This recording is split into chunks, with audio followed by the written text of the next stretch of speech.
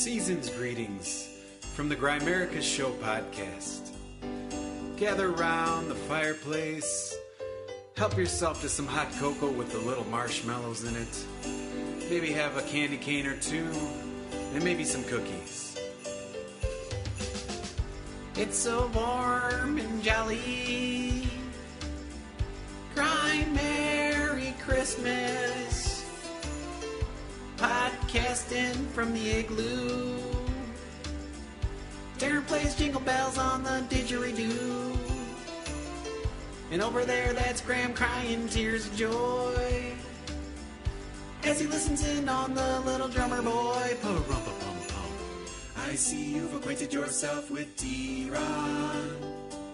Yeah, it's true, he puffs Christmas trees up medicinal. Wait a second, is that? Yeah, I think that's Sasquatch beneath the mistletoe. Get over here, Graham. Thank you for saving me and give me a kiss. And it looks like Napoleon Doom is decorating the room with tinsels, ribbon, popcorn on strings, and poinsettias. They are in bloom. And you might ask, who's that in the green and red Lucha Libre mask? Why, of course, that's RPJ.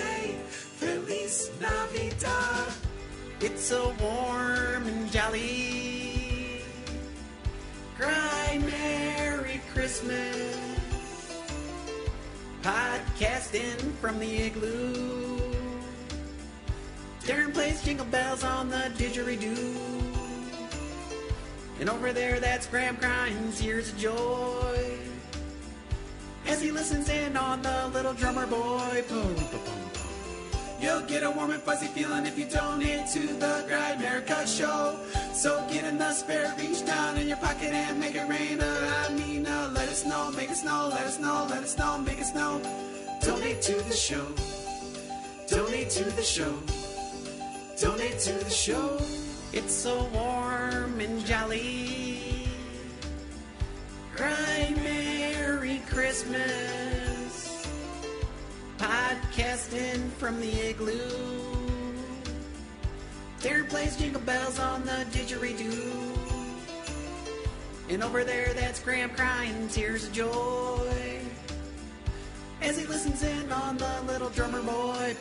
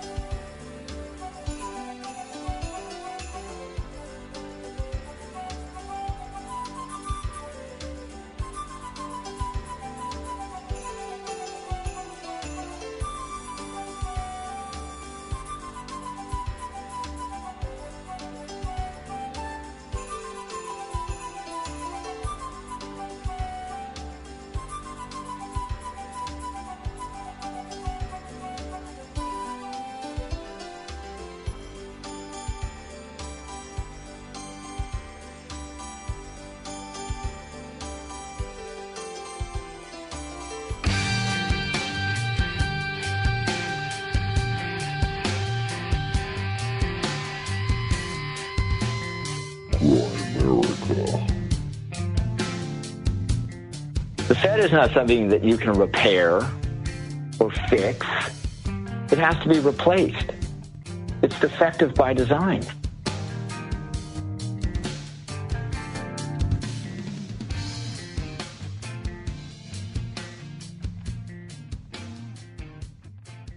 Okay, guys, welcome back to the Grimerica Show. We're going to be chatting with Alan and Tamas a little bit later. A couple of buddies, Graham met down at the Red Pill Expo. I met one of them. Oh, the other guy was there too, but I don't think I met him. That was back in October, was it? Oh, fuck. You know what? No, it wouldn't have been. It was way back. August. Yeah. It was in August or September or something like that when he went down to Montana. And, of course, a little Christmas. I guess it's our last episode before Christmas, so it's a little Merry Christmas episode. We'll wish you motherfuckers a Merry Christmas. Yeah, Merry Christmas. So without further ado, I give you, Graham, the Christmas elf Dunlop. How's it going, buddy? Good. How you doing? We should have dressed you up like an elf. I got We'll do it. The height. I'd be a pretty chubby elf. No, I think you can pull it off. We'll get you the vertical stripes. We'll be slimming. We good. We'll use it next year when we do the Grimerica Graham Dunlop Christmas sing-along special. Never. Really? Never. We'll do the little bouncing ball. I shouldn't say it because We'll do like what Felix did, except it'll be you in an elf suit, and we'll do like all your favorite songs. that's a lot. Well, you're gonna have to pick like an album's worth. Yeah. Okay. You never know. Maybe in a year I might be different, but it's pretty scary. Pretty scary to think of that. Oh yeah, I actually played the Felix's song at the beginning of this episode. Since it's a Christmas episode, we'll throw it up front and center. And yeah, it's a strange episode to end up coming out as a Christmas show, but we're going to do a legit Christmas show next week. Be more of a debacle again with Micah and the Cruising with Steak guys. I don't know who else. Yeah, a bunch of other guys. I'm Yeah, sure it'll be a zoo. It'll be a zoo shit show, the annual Christmas shit show. That's always fun, though. It'll be good. And, of course, we do have the trivia show in the Black Budget. Oh, yeah, feed right. now, Yeah, we did a which trivia was show. An absolute fucking Grimerica blast. slaughters Cruising with Steak. Actually, they came back. Yeah, we barely won by yeah. 400. They were complaining because James was here. Yeah. Hey, James was here. You guys should have brought a friend. You had a cat there. Cat counts. No, but yeah, James was. Yeah, James was trying not to look. James at was him. trying to cheat, but he had mostly the wrong answers. So, I think he's the one who cost us 1,000 points. But anyway, it was a real fun app. The YouTube, we did a YouTube video with it as well. A bunch of people watch live. The YouTube video is privatized now, but there's a link for it. So I'm going to throw the link on the Black Budget page. So the links will be there. Oh, you can do that? Supporters. Yep. And so we can have private videos. Yeah.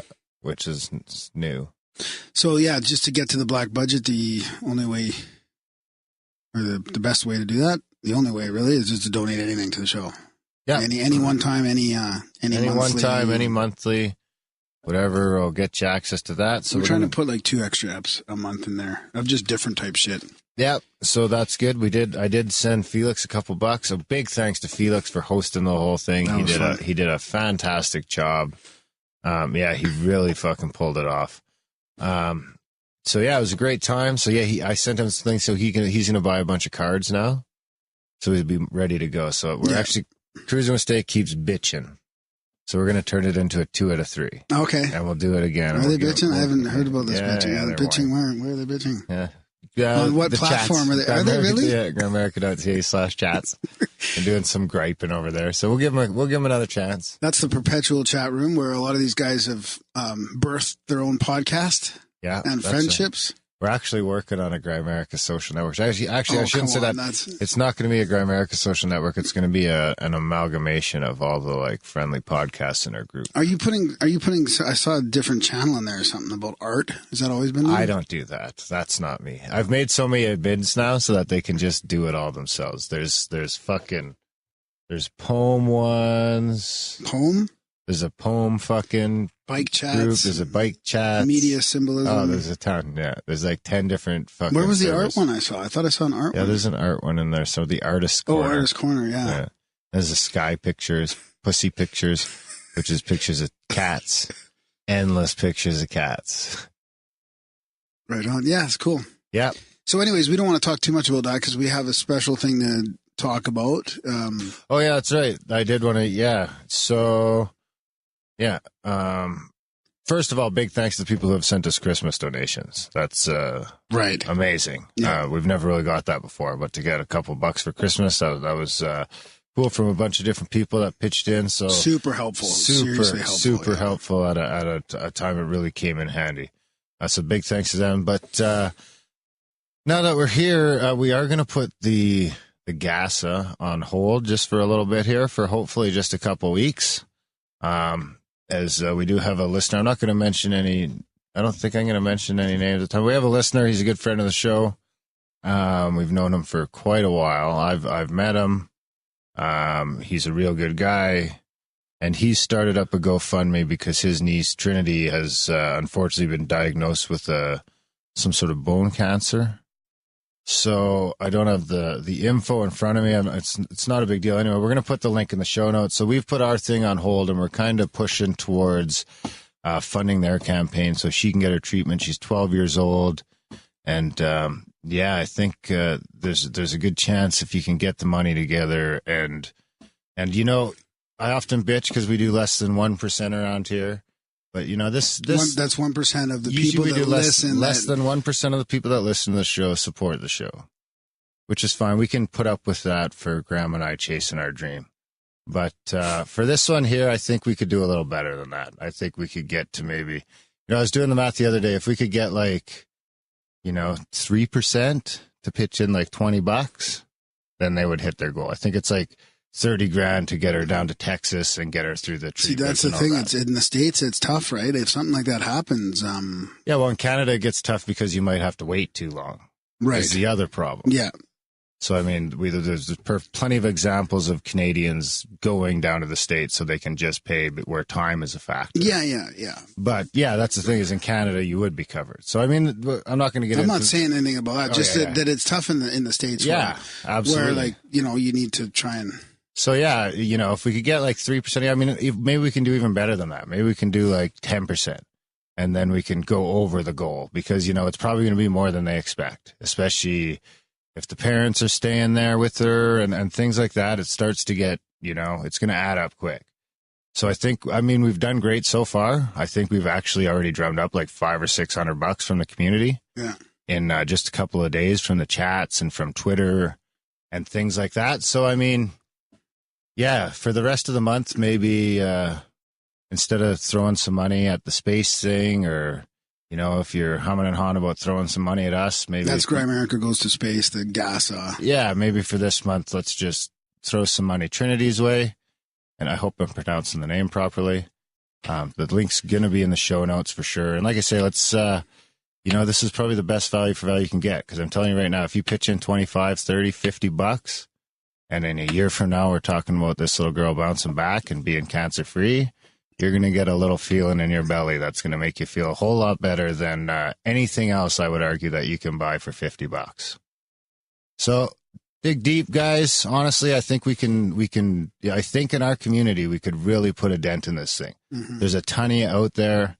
I know it's Christmas. It's a tough time, but even if it's $5 or $10, it helps. Yeah, exactly. Like I said, if every one of you pitched in $1, this thing would be covered. Yeah. So I don't expect 100%, but I think we could do at least, better than one. Yeah. I think we can do 5 or 10. So, I'm telling you that I know this campaign is 100% legit. I know the guy that's doing it. It's not a scam. And the GoFundMe link will be in the show notes, and you can also find, I'm sure, on your Twitter. It's in the Twitter multiple times. It's in the Facebook multiple times. Maybe we can put it in the email. We'll put it in our email, too, if you're signed up for the newsletter. We'll send it out in the newsletter link. And, this will be our last episode probably for a couple weeks, so I wanted to just really hammer that home. And what do you mean by that? Well, because next week I guess we'll still have it up next week. Yeah, we will. We'll record Is next week's live, or...?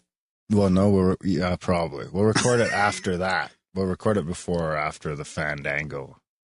Right. Or we'll remind you guys. But I think a week from now, we could have all pitched in $20. So check out the link, guys. Do what you can. And we'll worry about going to space next month. Yeah. Other than that, actually, maybe before we jump into stuff, do you want to open up? We got some gifts here. Yeah, let's do it. I know we got some gifts on the way from our buddy from California, but we do have some gifts here from Michael. I think you got some gifts that got stopped at the border, don't you? Well, it looks like they've made it through. What does Graham have here? God, look at this. Oh, man. Oh, look at that. It's a toy UFO. Toy UFO. There you go, buddy. Let's see. Oh, that's so cute. Oh, look, it's even got a little, you can remove the fucking alien pilot, too. Nice. And I've got a premium fidget spinner. No way. Look at this thing. The hand spinner is a high-precision hand-spinning device made from various metals using an automated computer numerical control milling process. CNC. Nice. Well, thanks, Michael. Yeah. Well, it's going pretty good, eh? I don't really get the thing about those. I really don't get it. Yeah, give it a twirl. It's addictive. Oh, it looks pretty cool, though, too. It looks very... I love the case, too. It's got some hexagons in there. Wow, it goes pretty good, eh? Yeah, it's cool. Wow. Thanks, Michael. Yeah, thanks, buddy. Yeah, it looks like our California package is en route. We'll see what happens. It didn't get delivered today. I checked the P.O. box. That was actually my first time going to the P.O. box. No, you've been there before. Or did you always just say you were going to go check it and you never went? Yeah. Actually, give me the key back right now before I forget. It might still come in tomorrow. I think they're delivering mail all weekend, actually. So. I'll check it tomorrow. Yeah. Let me know. I'll drive downtown. FYI, the P.O. box is on the website. Yeah, it's all on grimerica.ca/contact if you're looking to. But, yeah, big thanks to Michael for the gifts. Big thanks to our buddy Mac in California for sending little gifts along. Hopefully those will show up all in one piece. We'll talk about those next week. What do you got? Well, we get listener emails, and this is where we talk about it and get people involved. I got some listener emails. I got a video that I really want to share a little bit on. And the UFO quote of the week as well. What do you want to do first? The listener email is a UFO kind of a post-trip report UFO sighting, if that helps you choose your jingle. UFO quote of the week.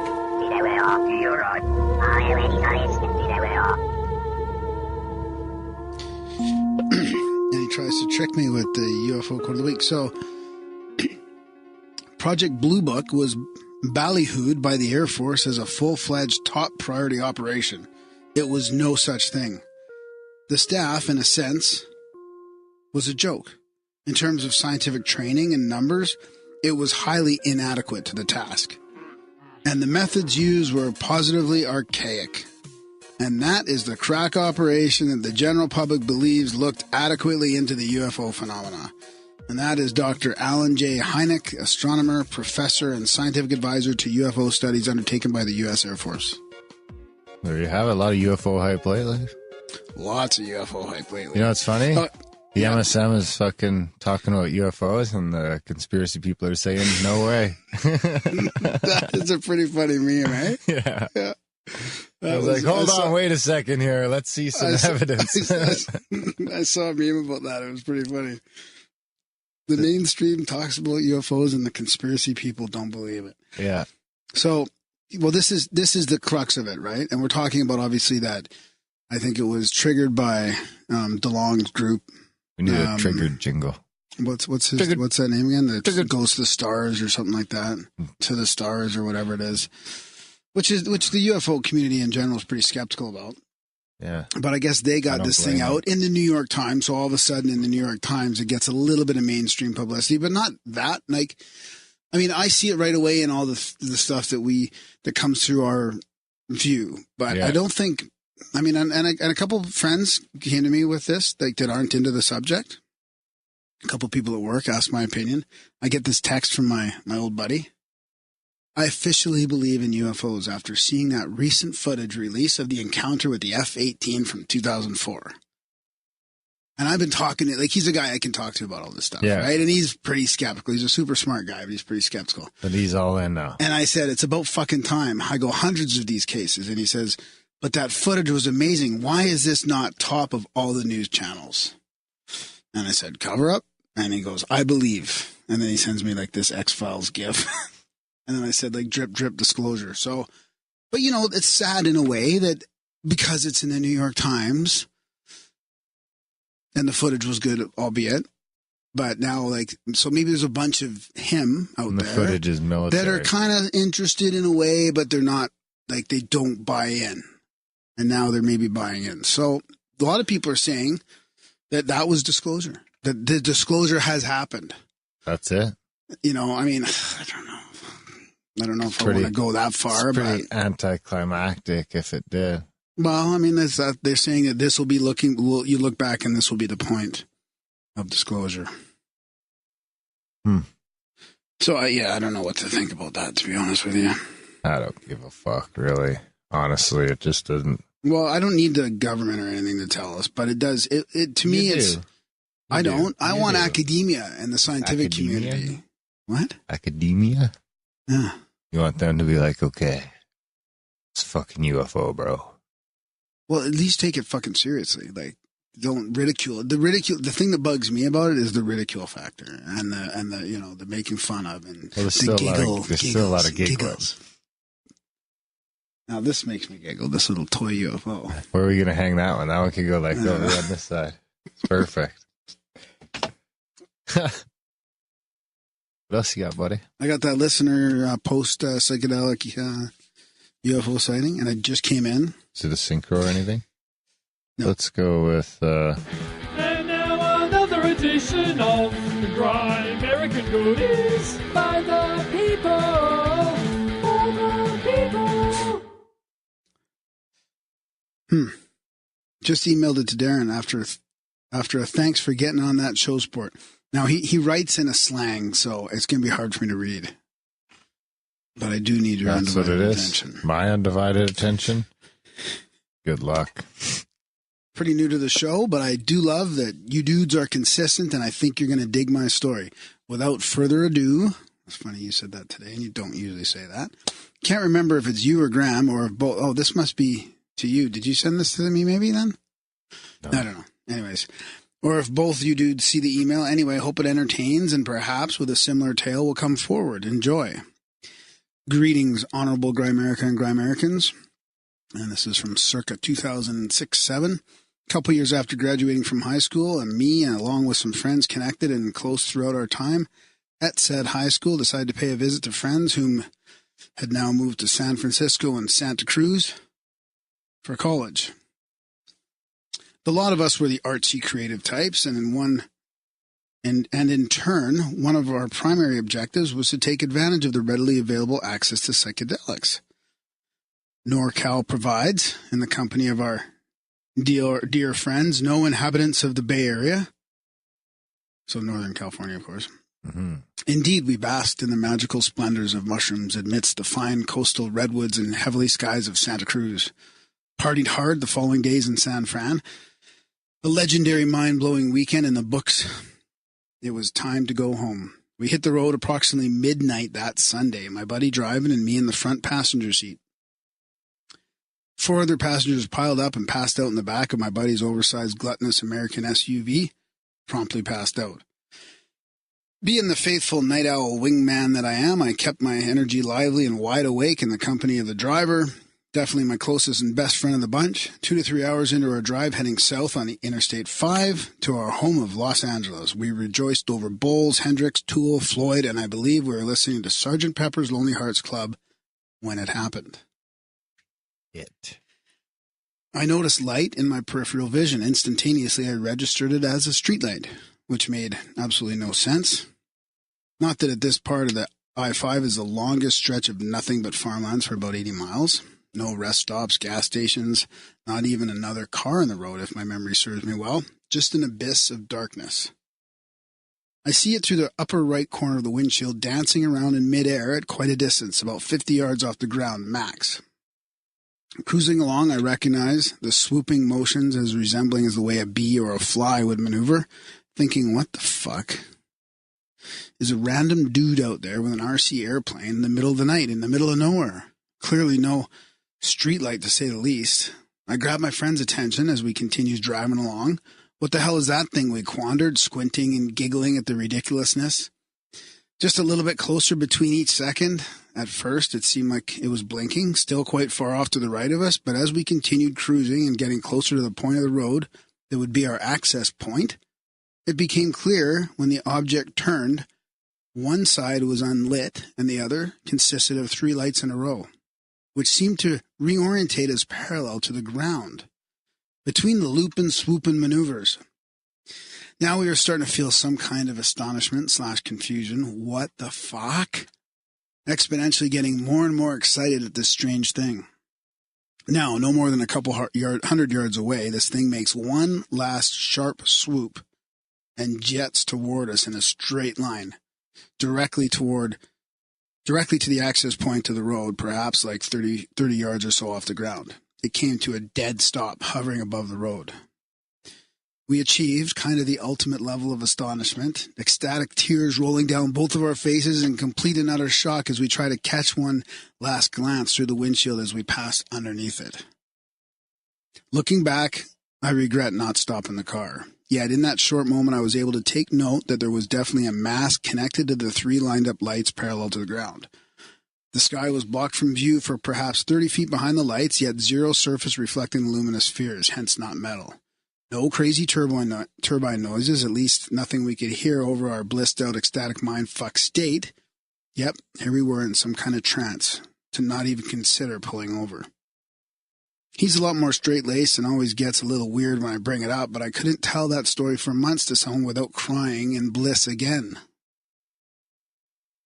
Sometimes the people I'd tell would just erupt into tears too. Crazy shit. My buddy leans toward government tech. I'm way leaning towards extraterrestrial/interdimensional being.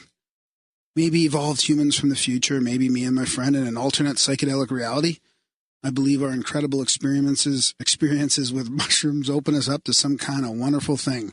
Perhaps these beings were so evolved they don't need food or water. The ultimate ethical being that's transcendent, just evolved in a way to feed off that heightened vibration. Or perhaps just doing an MRI eyes on us. We certainly connected deeply with the stars a few nights before under the powerful effects of psilocybin cubanensis.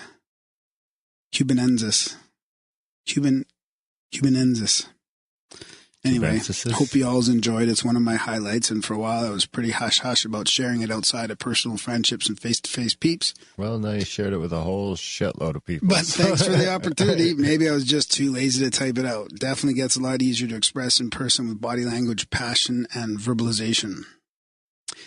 Enjoy, fellow seekers, wizards, pathfinders, revolutionaries, evolutionaries, earth people, and alien entities. If you are somehow tuning in, let's go for a ride. I'm sick of these gravitation constraints. If you haven't abandoned this, I'm ready whenever you think I might be. Sincerely, Ronald. Wow, thanks, Ronald. What if it's Ronald McDonald? That was good, eh? Yeah. That was good. Thanks for the email. I think we just got, my emails are a little bit messed up right now, so I might not be replying to people. I know, James, I know they just got fixed, but I'm just getting used to the new format. James is like fucking freaking out right now. They just got fixed. I'm just used to the new format. Ready for the new format. Like this video that I've got to play, I don't know where I got it from. Somebody probably sent it to me. I can't find where I got it from, but it's an amazing video. Big thanks to James for fixing the email. Yeah, thanks, buddy. He was in here all night by himself. Yeah, we have so many people just helping out in their own little way. Yeah, yeah. So what do you want, the clip cord? I do want the clip. Well, no, you got to do your little jingle first, and I don't want the fucking. I want the Kate Bush mix jingle there. Oh, come on! Is an all-in believer in chemtrails. I slipped. All right, you slipped. I slipped. Death dumps, otherwise known as chemical trails, being dropped, sprayed throughout the United States.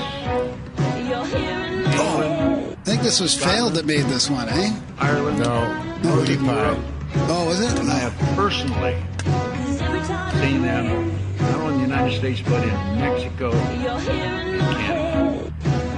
Birds are dying around the world. Fish are dying by the hundreds of thousands around the world. This is genocide. This is poison. That's probably one of my favorite jingles. I'll sing this song in next year's Christmas. Well, yeah, you can add this to the Christmas. Yeah. Perfect. All right. So this is... We'll do that in a 12 months of Graham Christmas calendar for 2019. This is from Skywatcher, or it says Skywatcher, the incredible true story of artificial clouds and weather modification. Oh, I need a clipboard. No, fuck off. No, and now this, like watching this, I just want you to know how I feel. Like watching this was like, this is kind of what I've been saying. Like, I don't want to get too far over to one extreme or the other, but this really, to me, condenses my kind of worldview about what's going on with weather modification. So I'm just going to play a couple minutes here, and then we'll stop it. I'll put a link to it in the show notes, and then I'm going to read some of the comments below. Ready? Big thanks from Buford for the postcard from the UK. People can't see us in here when you just interrupt my flow like that. They can't see the frustration on your face. They don't know what's going on. We should do more video. I like live interruptions. I'd like to see people to see me interrupt you. Or I'd rather people see me shoot you with an elastic during interrupting essays. Yeah, that'd be good. Yeah, that'll be a new segment on the Black Budget feed. All right, let's hear it. Okay.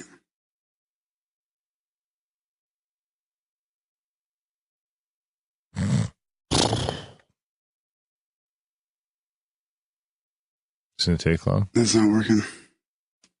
Volume's down. Oh, you fuck. See, now you blame me for the clips. Oh, now I gotta rewind it. Oh my God. This is why you don't get clips.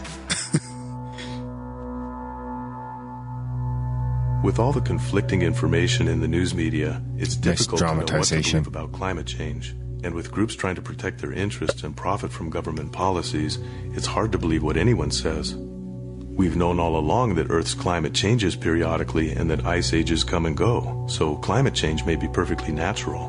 But you're about to see clearly why this cycle in Earth's history is different, a cycle which is completely new to this planet.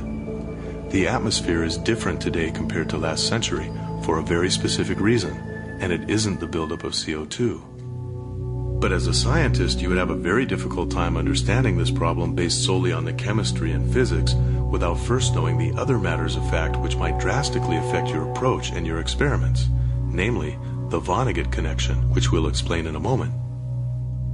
What we're examining in this movie is probably the most important chemical affecting our atmosphere and climate today, but it's not usually mentioned in climate change discussions which revolve around CO2. Yet our top scientists at NASA tell us that clouds affect the climate more than CO2. And that's because, to a great degree, Earth's atmosphere regulates our planet's temperature between the energy radiated from the sun and the coldness of space.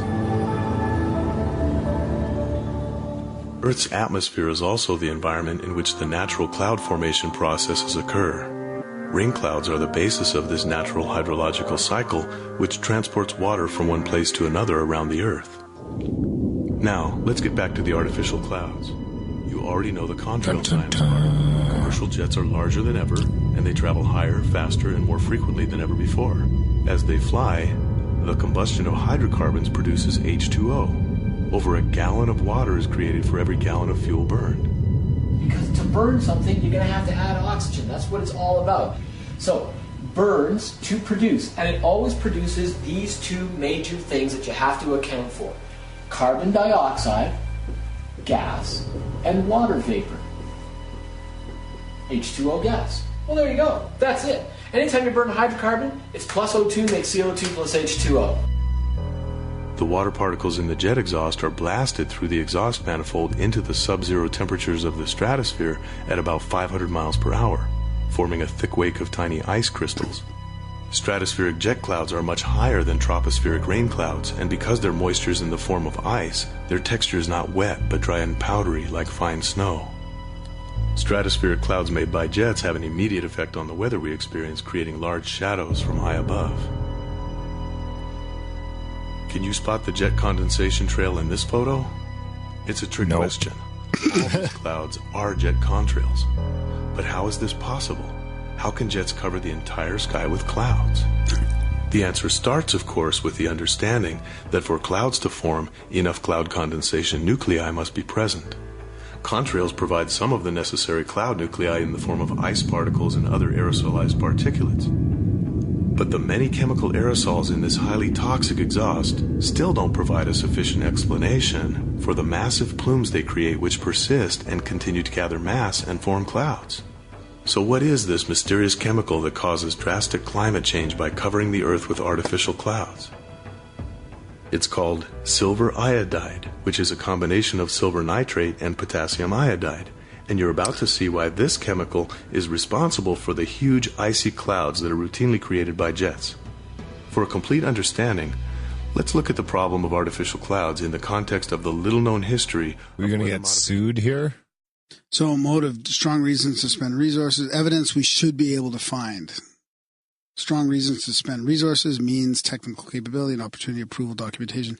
So, he gets into how silver iodide is being sprayed, like I've been talking about here with the weather modification and the cloud seeding, all this stuff. And he talks about the Vonnegut connection, how Vonnegut created this technology to do that back in the 60s, and how over time what's happening is there's a big layer of this fucking silver iodide stuff, and then the jets, the person, what's the word I'm thinking of? Persistent contrails? No, the big jets, the big jumbo jets. Yeah, like the airliners. 747s. Their exhaust is mixing with this, and it's creating these clouds, and it's persisting, and it's creating all this man-made clouds, and it's affecting the Earth. It's drawing the Earth, and it's affecting. And they talk about California and how all the cloud seeding in California is fucking up Texas because it's actually making Texas a drought in Texas. And they talk about how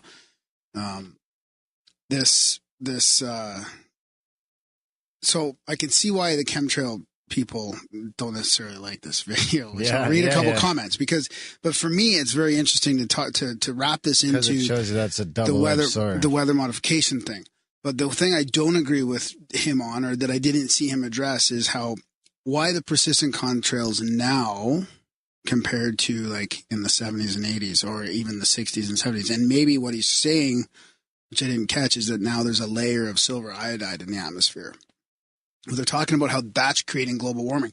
So the premise that I like about this, which is what I've been ranting about for the last couple of years, is that they're blaming CO2 and us for global warming, right? Some people. Well, the fucking elites. Bill Nye. Except, right? Bill Nye and his fucking elites. When you're not measuring the weather modification programs going on all over the world, and the cloud seeding and all this shit, the silver iodide, which people like Joe Rogan should fucking look at because they're fucking spraying it. There's programs for decades now, spraying it all over. So maybe he's saying that the persistent contrails are there because the silver iodide layer is there. But anyways, he's saying that that's causing global warming. And NASA even has a fucking quote in here. I meant to actually start off with a NASA quote. In a NASA quote? NASA's making quotes now?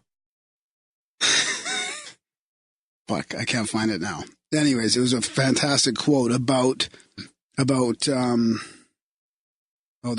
talks about the GARP study as well. GARP's like harp, except GARP. Harp with a G? No, it's not. It's something else.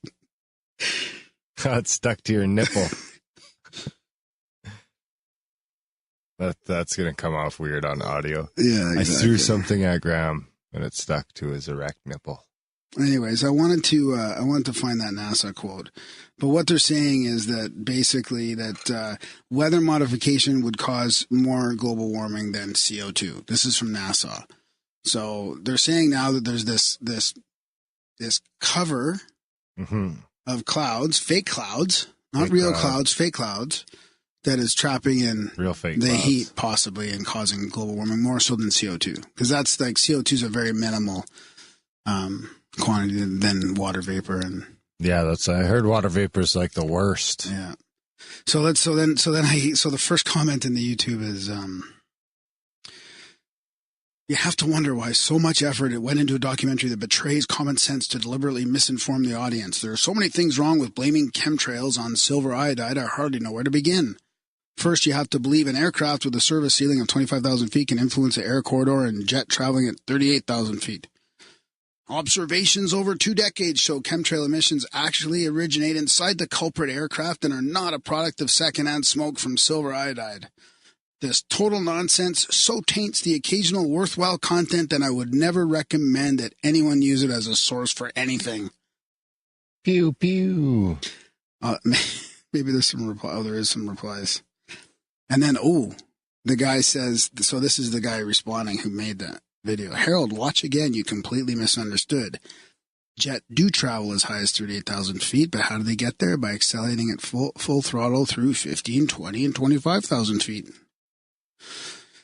Many different kinds of aircraft are used for cloud seeding, including craft that are capable of 40,000 feet. Seeding is most commonly done at about 20,000, but they will go as high as necessary to get above and in front of the storm cloud. So anyways, he's Harold.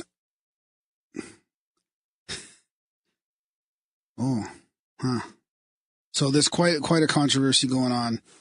One sane voice in the comment section, I suppose we're all supposed to just believe your documentary because you use convincing tones and what you term as proof. So yeah, there's a big pushback to this. I mean, it could be. I mean, maybe it is. I'd love to read actually all these comments. It's pretty interesting. Now, one guy says, this sounds like a damage control stunt to disinformation about chemtrails. I live in a warm Southern California. We have lots of aircraft flying overhead every day. Most of the time, the sky is clear. These long plumages are not contrails, but something not made of water. I have seen actual fixed length contrails with steam forming tens of feet away from engines. I know what contrails and chemtrails differ and look like. Okay, let's not get into reading too many YouTube comments. I didn't play the social media jangle. It's not even our media. Strange Cloud Sung Dogs says we are being sprayed like rablats. Lab rats? Yeah. You said rablats, just so you know. So it's another interesting thing about these conspiracies, right? Is that he's actually at the end of it, he talks about activism a lot, and yet all the like full on chemtrail believers are fully against him. I mean, it's just happening in, you know, what the 9/11 community and other communities, conspiracies. Community that time, some other stuff. You know what I'm trying to say, don't you? No. You don't? Come on. I don't. I'm sorry. I can't pull you up. No, I don't know. I don't know what you're talking about. I kind of do, but not. I don't know where you're going. It's fragmenting the whole that whole community, right? So you think it's disinfo? I don't know what it is. I like the premise of it because it's, you know, it's something that I've been bitching about for 2 years, and I hear some guy come out with a very, you know, interesting video, lots of good footage, lots of good quotes, lots of, you know, it makes sense to me. Because why are they different? Why are they extended now? Why, if they're not... It gets culty, though. Here's the other thing I want to say. I think it's multiple answers and multiple things going on. There's probably some spraying like these guys are talking about. These guys would rip you apart. You make a YouTube video, it's a little of this, little of that. No, there's so many patents. Piss everybody off. I don't care. There's so many patents out there with so many different spraying nozzles and spraying things that, yes, they're spraying shit as well as probably cloud seeding with these exhausts, creating this artificial clouds. So I bet it's a lot of it. But, you know, it still irks me that we're allowing people to fuck with our weather and spray silver iodide around. You don't seem to have a choice. It's not healthy. Unless we rise up. You know what? I mean, what are we doing letting this happen? Like, if there was an activism that you were to choose to do, right? Tamas and Alan on this episode chose the bank, the Federal Reserve. They're going down that rabbit hole. We cover a lot of different topics here, but you're sort of leaning towards the vaccine thing. Like, if somebody was to say to you, I would give you $1 million to be an activist for some cause that you believe in, or that you think is the most important thing, you'd probably pick vaccines.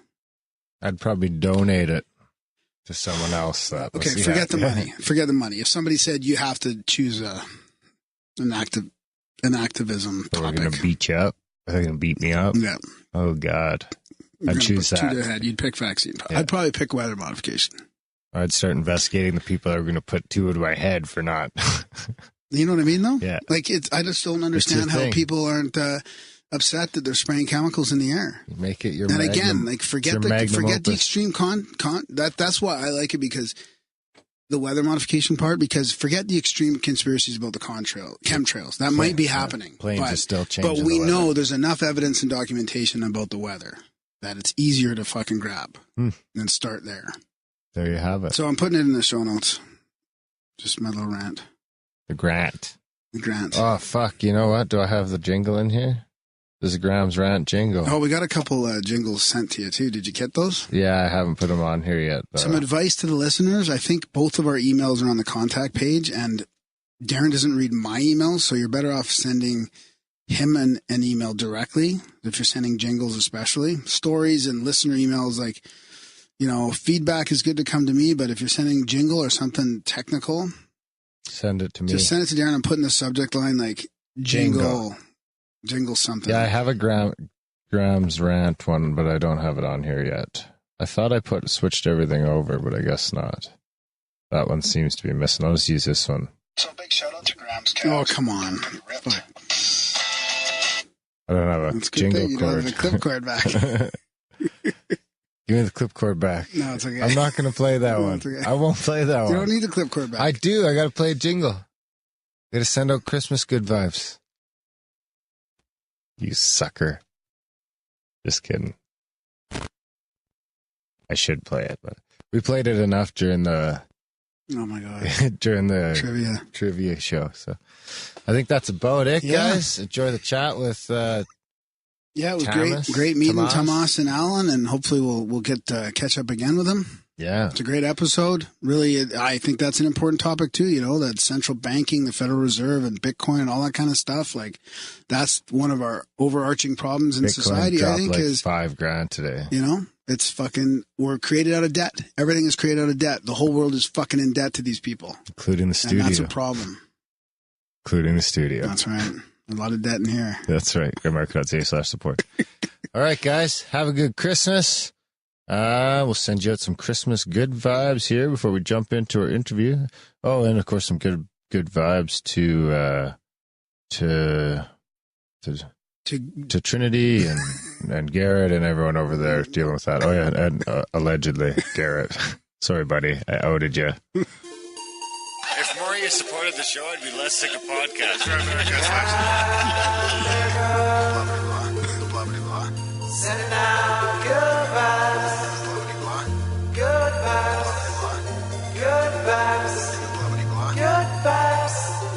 Good vibes. 108 breaths of deep gratitude and prayers for guidance and protection. And put on a didgeridoo and shamanic drumming track. Shivers or vibrations and stuff like that. 108 breaths of deep gratitude and prayers for guidance and protection. And put on a didgeridoo and shamanic drumming track. Shivers or vibrations and stuff like that. 108 breaths of deep gratitude and prayers for guidance and protection. And put on a didgeridoo and shamanic drumming track. Shivers or vibrations and stuff like that. If more of you supported the show, I'd be less sick of podcasts.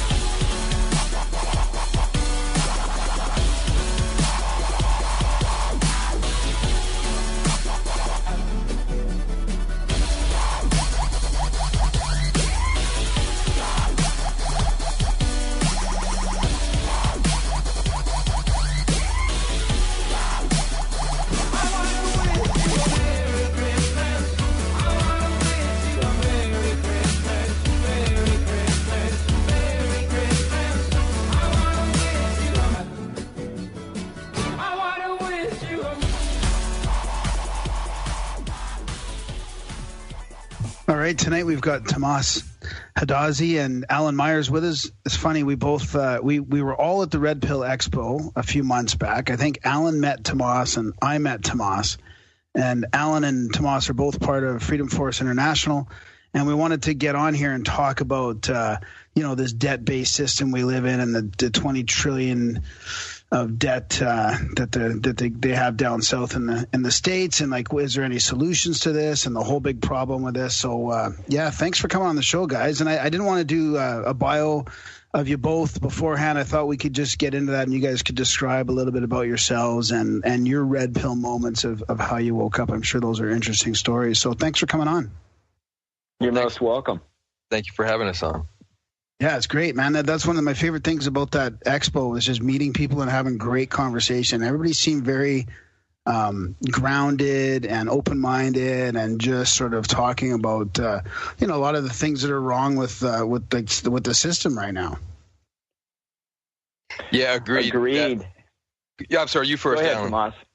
Okay, well, thank you. I found the Red Pill a great experience. I worked the table for Freedom Force International. What I was amazed about is the local coverage from the local paper basically described the event as some kind of, and I'm blanking on the exact words they use, but I think a white supremacist. White supremacist. Yeah. Oh, white supremacist. Thank you. And this was done without any reporter actually coming to the event and seeing what we were discussing, talking about, giving people the opportunity to voice any differences. It's just amazing that if you challenge the system or the perceived system in any way, you will be viewed as some kind of hater, racist, supremacist. Yep, even though there was all kinds of races there present, and there was black speakers and everything. I mean, it was very inclusive and diverse. Absolutely. Yeah, exactly. And the subject matter was really around the rights of the individual, irrespective of what kind of race or skin color, any of those things. So it cuts across all those lines. But like Alan mentioned, the status quo wants to maintain this division and keep those fires burning. So it was really an amazing event. I'm so glad I attended. As a matter of fact, Alan and I have been having discussions about Freedom Force and being more engaged there. But I would not have attended this event had Ed Griffin not called me about a year before that and asked me to help him with some kind of technology support for his website. And then I said, well, how do I get more involved with Freedom Force? He said, oh, there's this event coming up. It's going to be in Bozeman, Montana. And I think we had about, if I'm not mistaken, over 500 people there. And most of those people are well-known names. And I was just thrilled from every minute hearing these people speak. Yeah, it was quite an experience for me. And you were there too, Greg? Thoughts? Yeah, I was there. I thought it was fantastic. Do you have any other thoughts on Red Pill before we move on to your Red Pill moments? No, I think we pretty much covered it. It was an event that brought great speakers, wonderful topics, very interesting people together. And it was a moment in time, obviously covering more than one day, but it was a moment in time for everybody where you could be with people and you wouldn't have to explain yourself, why you're here, why you're not just buying into the status quo, why you're questioning, can we do things better, or what are we being told, and is really accurate, or is it education or indoctrination? From that standpoint, it was just a very comfortable time. Yeah. Because you could be yourself, you could voice your opinions, and somebody might not agree with you, but it was just a matter of having discussions. I loved it. Yeah. And I think most of the people there, even though it was called the Red Pill event, but all the people there had already taken their Red Pill, right? So we were trying to promote that further. So in that respect, like Alan said, it was just you knew you were among others who have had their old worldview blown away and have awakened to what's really going on in this country and around the world. So, yep. So speaking of that, and people having their the Red Pill moments, Tamas, you want to talk about yours a little bit, because it is an interesting story. How we were just briefly touching upon it before we started recording. Yeah, absolutely. So just a bit about my background. Back in about 2000, I guess it was 2001 through 2004, I was working at the Federal Reserve Bank of New York as a technology consultant. And I happened to have a degree in economics, a bachelor's in economics. And yet I'm working there and I still didn't quite understand what this organization was, what its function was, who owned it. And it seemed like a kind of a mystery. So I was asking around trying to get some clarification, and I just got all these piss poor answers. And so that just made me more curious. So I started, going online, and I ended up ordering Ed Griffin's famous book, Creature from Jekyll Island. And so while I'm working there and commuting to New York from New Jersey, I'm reading this book, this incredible book, and that was the beginning of my red pill experience, which lasted several years, by the way. But that was what started it all off for me, and it blew away my worldview. What I thought was reality. I realized I had so many opinions and perspectives based on fallacies. So anyway, before I ended up finishing out my work there, I was actually handing out Aaron Russo's DVD to the people I'm working with. And if you remember that, Aaron Russo's Freedom to Fascism, that's when he exposes the IRS, exposes the Federal Reserve, basically shows what a criminal entity they are. And so I was trying to get other people there awakened, I guess. And believe it or not, it was well received by some, others not so much. Yeah. But that kind of started all off for me. And I guess the major thing I learned from that, going beyond our fraudulent monetary system, is there really is a conspiracy of very powerful groups who are working to maintain and promote their own power, and there's nothing really extreme about that would make sense that that's what they do. Yeah. So, yep. Yeah. So how long did you work for that the Fed before you ended up, like, after that moment and things, you started sort of, let's say, waking up or whatever, for lack of a better term? How long before you actually left there and started something else? Yeah, so I was there for 3 years until 2004, and then I decided I had enough of being in New York, so I promised myself that would be my last time working in New York. But then after that, I started getting more involved. I actually created when they had the meetup groups were more popular, I created a Freedom Force meetup group, which grew to a significant size. Oh, yeah. Yeah, but mostly I spent the next 3 to 5 years just deep diving on every rabbit hole I could find, and disconnected from the television, disconnected from mainstream sources, and just went heavily into researching so I could educate myself on things, and especially the long view of history, which is why I appreciate Griffin's book so much, is because he gives you the perspective of not the last 5 or 10 or 15 years, but really how it all started out, going back over 100, 120 years. And I think it's important to have that perspective to understand how these power groups were created, and how they've evolved over the decades. I think you need to understand that to really see who are the forces at work today. And of course, I'm speaking specifically like organizations like the Council on Foreign Relations and the people who run the Federal Reserve Bank. So these are really the people who behind the scenes are pulling all the strings. And what brought Alan and I together, it was symbiotic, because he also has a passion for bringing about monetary change, because in my opinion, all these powerful interests are fueled financially via this fraudulent monetary system. They wouldn't be as powerful as they are if they couldn't just fund themselves infinitely, and that's what they do. Yep, well said. So how about you, Alan? How about your transition, or if there was one? Oh, there was. It just so happened that our starting, Tamas and myself, had the same starting point. It's the same book, The Creature from Jekyll Island by G. Edward Griffin. This goes back to late 2010, and a friend kept telling me, you got to read this book, you got to read this book. Finally, I get the book, and I look at it, and I go, are you kidding me? This is a 600-page doorstop. You expect me to read this? Well, I start reading it. Now I'm a CPA by trade and forensic accountant.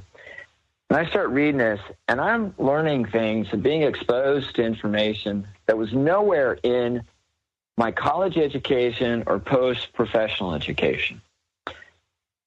And I have to admit that somewhere in those pages, I don't know where, but somewhere in those pages, I woke up. which means prior to that, I was asleep. And during the first year of my study, I complete The Creature. I read some other books. I watched the documentary Inside Job, which is about the 2008 crash. Yep. And I'm stunned by what I am being exposed to, what I'm learning. About a year in, I'm at a tax seminar, and I'm at lunch with 3 other CPAs. A couple of them I know. And before I ask my question, I'm thinking to myself, I am the dumbest guy at this table.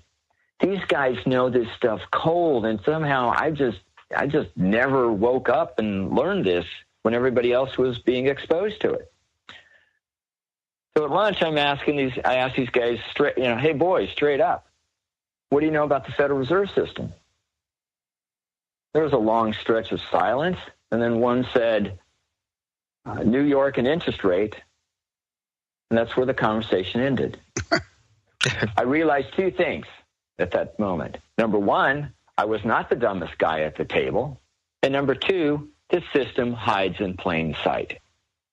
Since then, other than just continually reading and studying, evaluating and writing, questioning, talking to people, getting out, I've come to understand, and I talk to a lot of different professionals, and I ask them over and over again the same question, and the same answer comes up.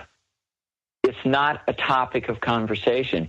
Yet to me, the monetary system of a country is the most important system in the country because it is connected to everything in the country, which means it has the most effect and most influence. If people just take it for granted that everything's okay. And in our case, it's not. Yeah. That was my awakening. Yeah. Since then, I got involved with Freedom Force International. I've attended all of their conferences, their annual conferences. I also attended an event at the Cato Institute. I went to an event at the Mises Institute put on, and then American Principles Project put on a 3-day event out in Jackson Hole, Wyoming, and I went to that. Every one of these was wonderful, great speakers, fabulous information, well presented, really neat people. Each time I left a little wanting, and I figured it out. Despite all the great information and the wonderful speakers, what never was delivered was any or one specific doable call to action. To keep it clean, it was just a complaint fest. But there was no talk of, okay, what are we going to do about it? And that frustrated me, and that basically kept me motivated to get activated and to reach out to people. And I know it was a fabulous moment that I was able to meet Tamas, and we synced up, and we're after the same thing, monetary system change, because the Fed is not something, and when I say Fed, I mean the Federal Reserve System. Yeah. The Fed is not something that you can repair or fix. It has to be replaced. It's defective by design. Yeah, exactly. That's one of the things I really wanted to have you guys on to talk about this, because it's something that's been interesting to me ever since we started this podcast. And I heard about the Jekyll Island book, The Creature from Jekyll Island, and even Zeitgeist, and watching these movies that sort of brought the debt-based system into our social consciousness much more. And to me, it's the core root of the problem. Like you can't talk about all these. Well, I mean, you can, but talking about all these political differences and all these distractions, really, like these surface level bullshit things, when at the top of it all is this debt-based system that we're all entrapped in. To me, that's the core of the problem that should be addressed, and it never seems to be addressed properly. Like everybody just sloughs it off, and they want to fight about left and right and all these other identity issues or whatever is like, you know, screaming through the mainstream as a distraction instead of like looking at why the whole world and every country is in debt. Yeah, that's a great point that you bring up, and it's true. And that whole left-right paradigm, and in this case, we're speaking about the political sense. That's by design, and actually, there's an author who you're probably familiar with, Carol Quigley, who was Bill Clinton's mentor, and he's deceased, but he wrote a massive book. Basically exposing the CFR and their plans, and in there he clearly outlines that the strategy is to control both parties and to maintain the same end goal, but just put on a show, so to speak, for the public to make it seem like they're opposing each other. But if you ever listen to mainstream television and what the politicians are saying, they never come out in opposition to the Federal Reserve System. That's like a taboo subject for them. Thankfully, Ron Paul, in his 2 campaigns, he brought I think tremendous awareness around this subject. He elevated it probably tenfold, because before him, most people didn't even know what the heck this thing is. So yeah, to your point, absolutely that it's a divide and conquer strategy, and control both parties, and then you control the outcome. Yeah. So what about? Can I interject something? Yeah, for sure. Can I interject something? I want to read 2 quotes, since Tamas brought up Quigley.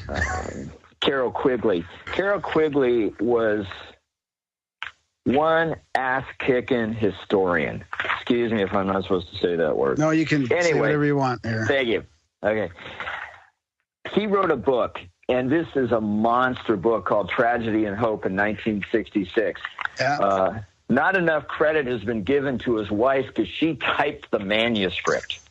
Ouch. Anyway, in this book, it's not too long of a quote. This is what he said, and you got to go back. This is 1966.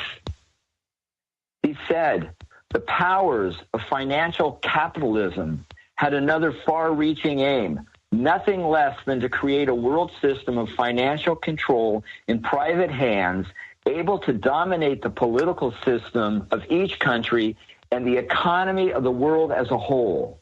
This system was to be controlled in a feudalist fashion by the central banks of the world, acting in concert by secret agreements arrived at frequent private meetings and conferences. The apex of the system was to be the Bank of International Settlements in Basel, Switzerland, a private bank owned and controlled by the world's central banks, which were themselves private corporations. He's talking one world right there. Yeah. And this is 1966. It's a stunning commentary to be made so early on. And no one really seemed to jump on it. Yeah. Well, it even seems to be tangled up now that if you even want to go after it, people start defending it, saying it's anti-capitalism, but it's beyond capitalism at this point. It's become super predatory. Absolutely. But I thought that since Tamas brought up Carol Quigley, I thought I'd throw that in there. Can I read? I'm sorry. Read one more quote. That's good. Yeah. And this is. I wonder if it's the same one I was going to read. Well, we'll find out. Yeah. Keep in mind what Carol Quigley told us. That's 1966. Now jump forward to 2002 to the autobiography of David Rockefeller called Memoirs. And I know this is a correct quote because I actually went out and bought his book. I didn't want to, but I bought it because I'd seen this quote on the web, but I had to make sure that this was accurate. This is what he said. For more than a century, ideological extremists at either end of the political spectrum have seized upon well-publicized incidences, such as my encounter with Castro, to attack the Rockefeller family for the inordinate influence they claim we wield over American political and economic institutions. Some even believe we are part of a secret cabal of internationalists and of conspiring with others around the world to build a more integrated global political and economic structure. One world, if you will. Now, that is what he's saying extremists on either end of the political spectrum is charging he and his family with. This is his one-sentence answer to that charge. If that is the charge, I stand guilty, and I'm proud of it. Yeah. That is from David Rockefeller, head of the Rockefeller clan. Is that the one you were going to say, Tamas? No, but that's a great one because that's a great one because it's so telling about the efforts of the Rockefeller family and foundation and their alignment with other such groups and foundations. But the one I was going to say, and since I'm holding the Tragedy and Hope book in my hand, and it does weigh about 5 or 6 pounds, I could tell you that, 1,348 pages. But in reference to the political discussion before, so Quigley says, the argument that the two parties should represent opposed ideals and policies, one perhaps on the right and the other on the left, is a foolish idea acceptable only to doctrinaire and academic thinkers. Instead, the two parties should be almost identical so that the American people can throw the rascals out at any election without leading to any profound or extensive shift in policy. The policies that are vital and necessary for America are no longer the subjects of significant disagreement, but are disputable only in details of procedure, priority, or method. So right there, he says that the two parties are the same. Wow. Yeah, those are great quotes. I mean, have you guys ever followed Jay's analysis at all? He gets into Tragedy Hope quite a bit. He writes some essays and some podcasts and deconstruction and really gets it out there about some of the stuff. And he gets deeper in with who was connected with Quigley as well. And he talks about some of these books that, like you guys said, have never really got enough focus on them. I'm not familiar with him, but I do know that there was some serious controversy over the way this particular book was published, and I think that they made it very difficult. And I don't know the details exactly, but it was quite a stir when Quigley went ahead and tried to get this published. Yeah. So I think what we should do is dig into a little bit for people that don't really understand or know what's going on with the financial system. Like, is there any way you can summarize it down for dummies?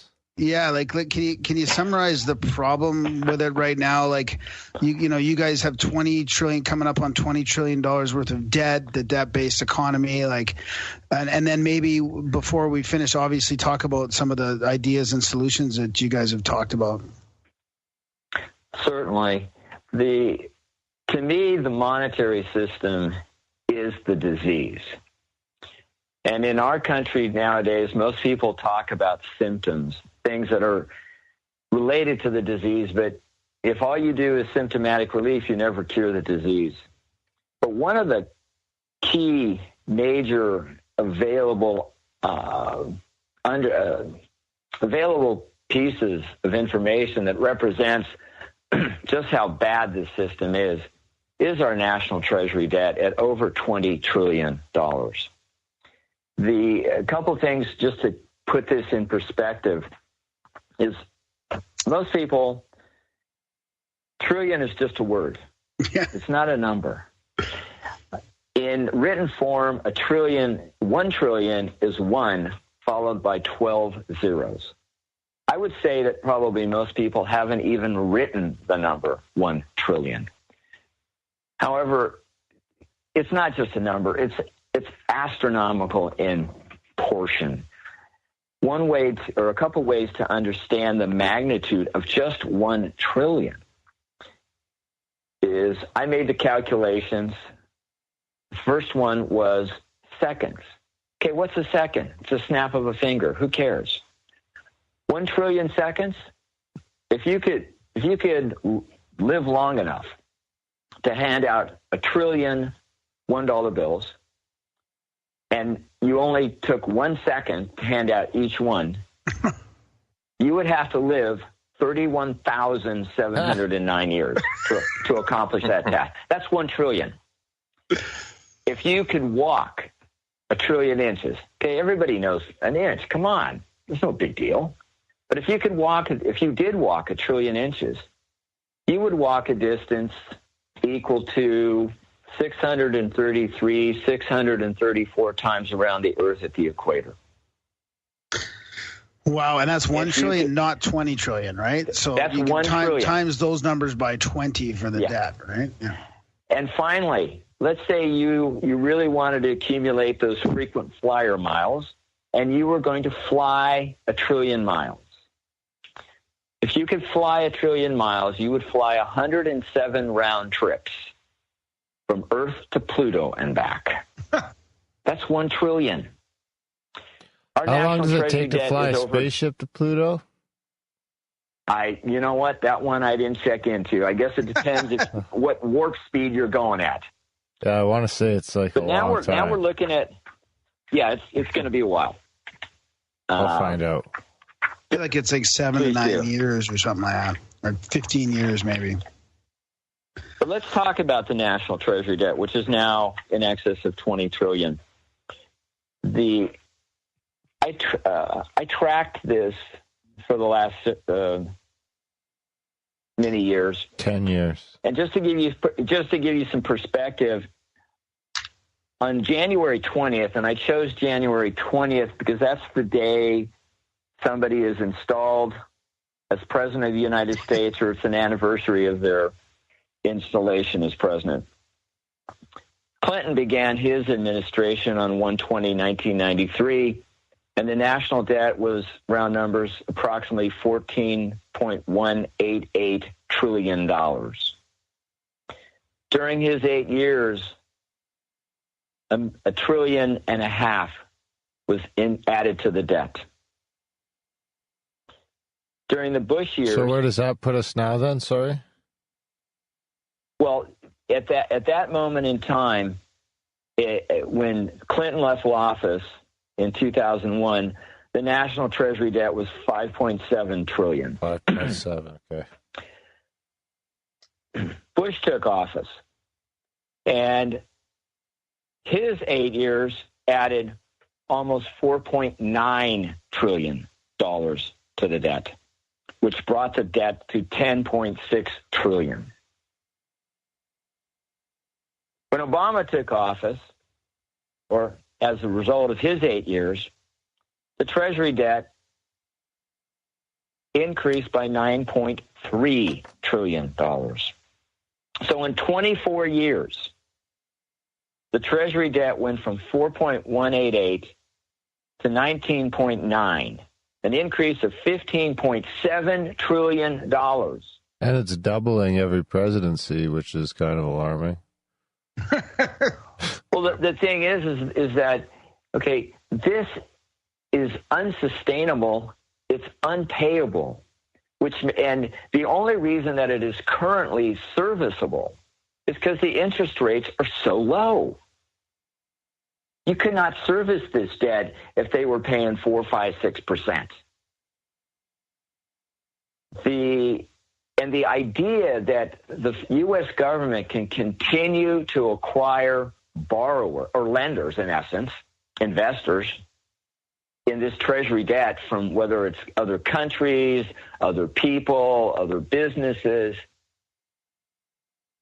is alarmingly incorrect. The other thing that I've come to understand is, now, I take it everybody's familiar with the name Bernie Madoff? No, you better give us a Bernie recap. Madoff. Okay, Bernie Madoff is doing 150 years right now for running the world's largest private Ponzi scheme. And I think it was upwards of 60 billion. Chump change when you come to 20 trillion. But he's doing 150 years because he ran the world's largest private Ponzi scheme. A Ponzi scheme is an activity where you get lenders, investors, you take their money, but you have no profit-making operation at all. You're just recycling money. The investors who came in first get paid back either their principal or interest or dividends with money that came in after them.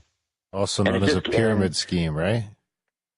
Right. And it started with Charles Ponzi back in the early 1900s. But the hallmark of a Ponzi scheme is that you have no profit-making activity. None. It's just recycling of money. Well, I would ask people, what profit-making activity is the U.S. government operating? And the answer is none. Don't they sell taxation arms? Isn't profit-making. What? Don't they sell a lot of arms? No, the companies in the U.S. do. Oh, yeah, and they just tax it. And taxation, to me, is not profit-making, it's profit-taking. Yeah, that's right. I would agree. Therefore, the U.S. Treasury debt of $20 trillion is, by definition, the world's largest public Ponzi scheme. And all Ponzi schemes eventually fail. And the problem with this one is not if, but when it fails. And you think about all the entities that were required to invest in these AAA-rated bonds, which would include public and private pensions and Social Security. What's going to happen when they can't get their principal back? These pensions are already seriously underfunded. This is going to absolutely negatively impact a tremendous amount of people. Yet our federal government, they're talking about tax cuts and increasing the Treasury debt another $1.5 trillion. So this is an added expense that you guys have down there, and I mean we have it here as well. It's just not as extreme. But you're saying that all these people that have public and private pensions, or like the total added up to that is like way more than even the debt, and that it's not sustainable at all. What I'm saying is the pensions, whether they're public or private, they have invested in the treasuries. Right. Some of their assets are these treasury bills, bonds, or notes. And eventually this system is going to fail, which means these pensions are not going to get their return on investment. They may not even get all their principal back. And these pensions are already seriously underfunded because they made more promises than they can keep. This is going to have just a really wicked domino effect when the federal government can no longer sustain this debt. They can't, eventually they're going to run out of people to continue to fund this Ponzi. That's the problem I see. Yeah. Do you have anything to add to that, Tamas? Well, the fact that it is a scheme is what allowed the debt situation to get so bad. Because if we had a constitutional monetary system, which was actually backed by something real, then we wouldn't be in this situation, because essentially what the bankers have done is defied the laws of reality or physics, because now that they have a mechanism for borrowing from future generations for current expenditures.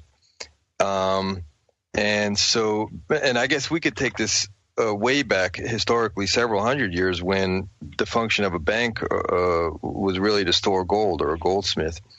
And of course it was heavy to lug around, so people would prefer to get a certificate. You deposit your gold, whatever pieces of gold and you get a certificate for that, and then you could exchange using their certificates. But then the goldsmiths got smart, or clever, I should say, and then they started issuing more certificates than they actually had gold on deposit, which right there to me was the beginning of fraudulent banking. It's like being able to rent out being able to rent out one car to two customers at the same time. You know, you can't do it with cars, but you could do it with certificates for gold deposits.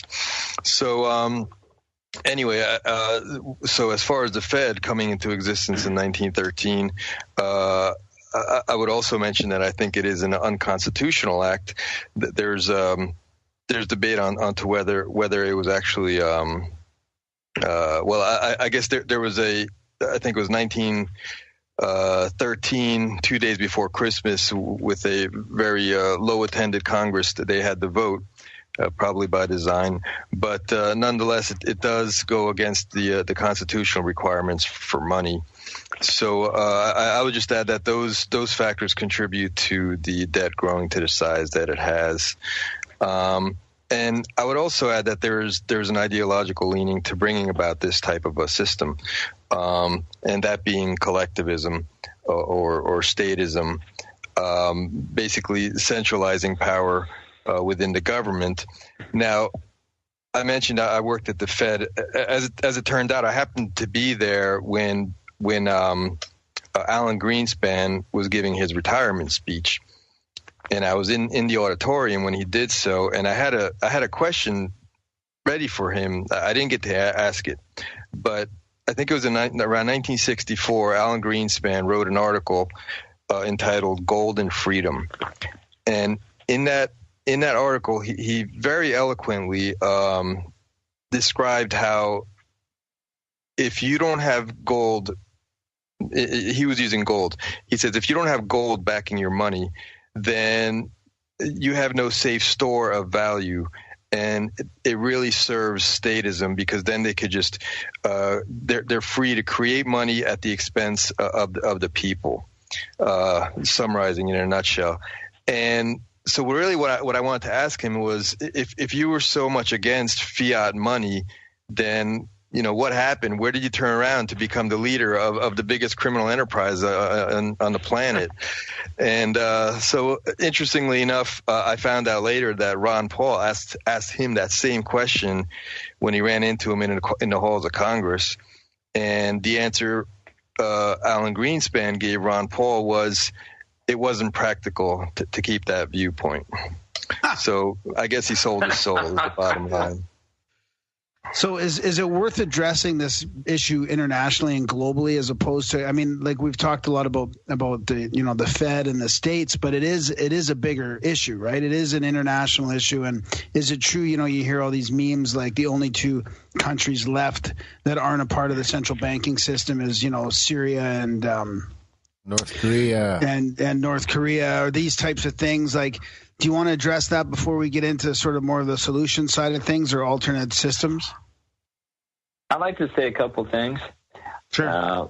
To follow on with Tamas said about you know, spending, basically borrowing today and putting the burden on the future generation, which is what we've been doing since the Fed went operational in 1914.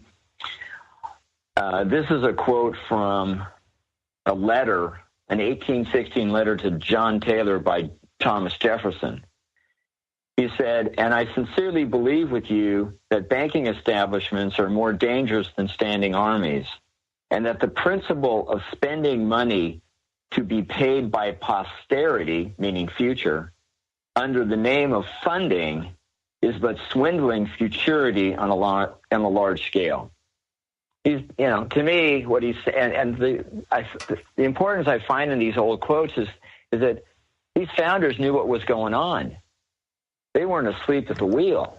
They were very aware of what they were trying to accomplish, what had been a problem in the past. And he's basically saying, you don't help the future by indebting them.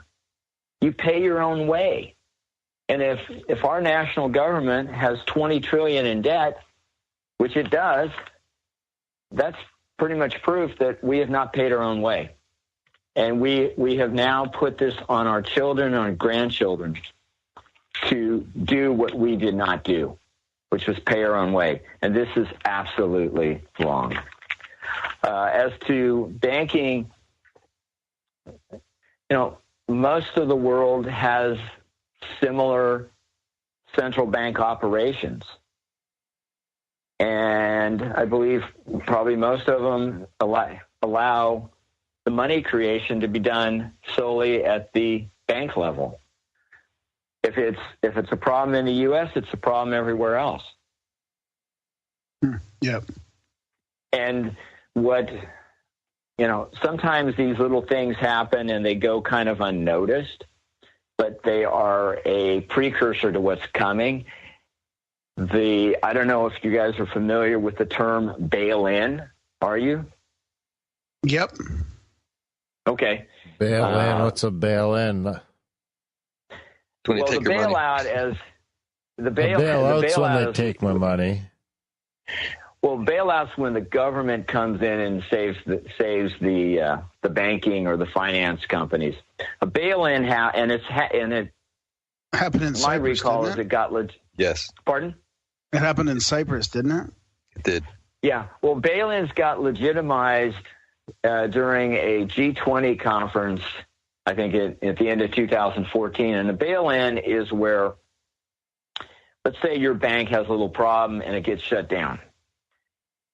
And by the time it reopens, the way it became solvent, that is where the assets exceeded liabilities, is it took money out of your bank account and other bank accounts and moved it to equity, which means the money that you used to have is now represented as shares in the bank.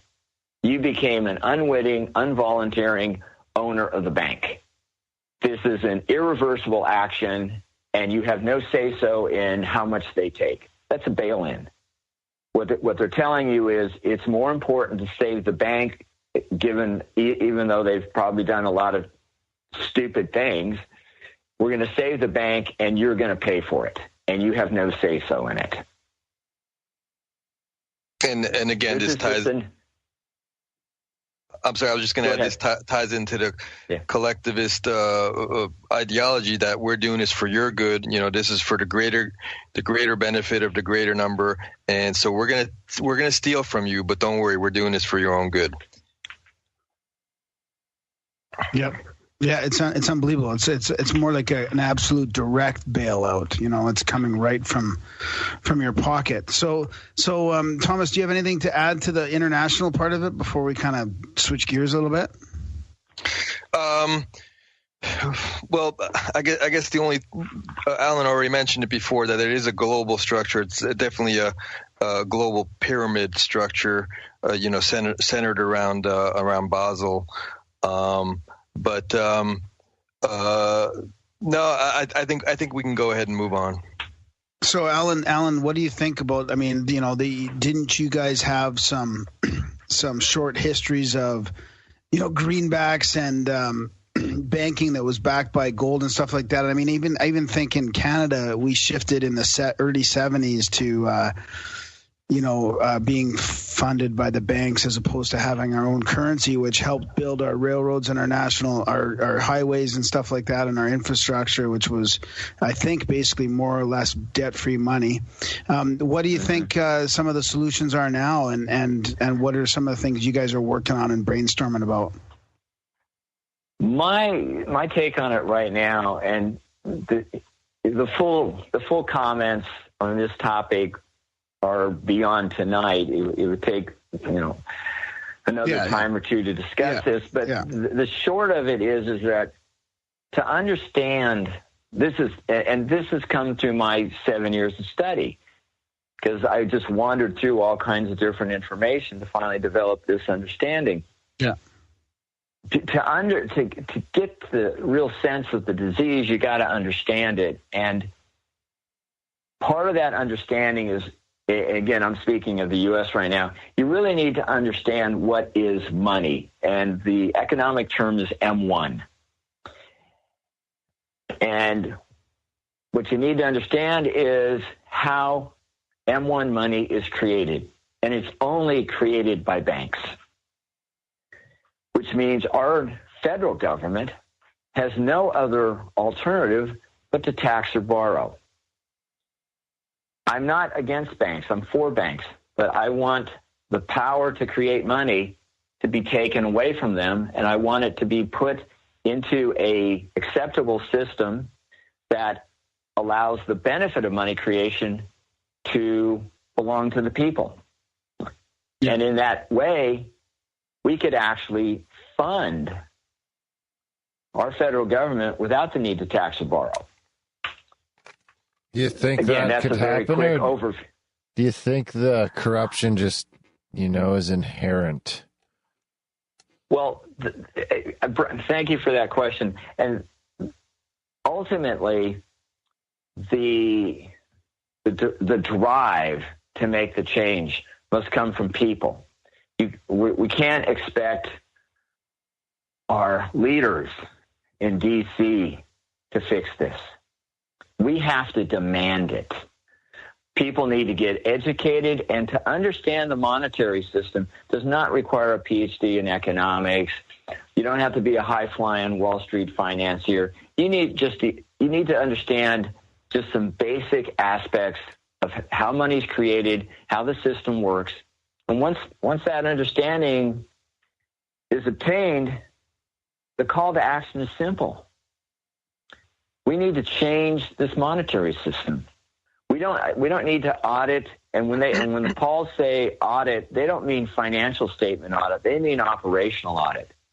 Each of the Fed banks, all 12 of them, and the Board of Governors, their financial statements are audited every year, and you can find them on the web as PDFs.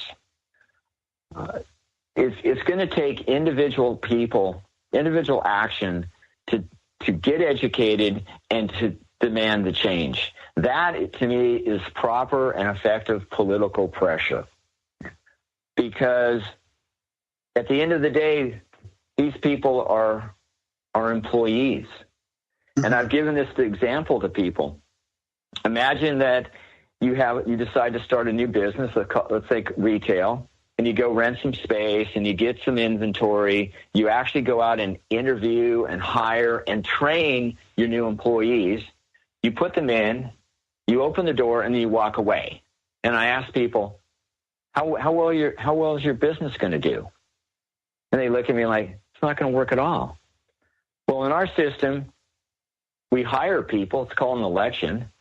Chances are we never meet them. We don't vet them. We don't educate them. We don't train them, and we don't supervise what they're doing. And we're really surprised that our business, the federal government, doesn't do very well because we're not involved.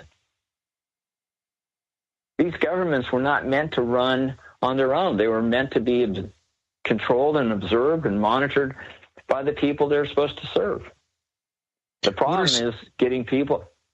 Go ahead. No, keep going. Getting people to.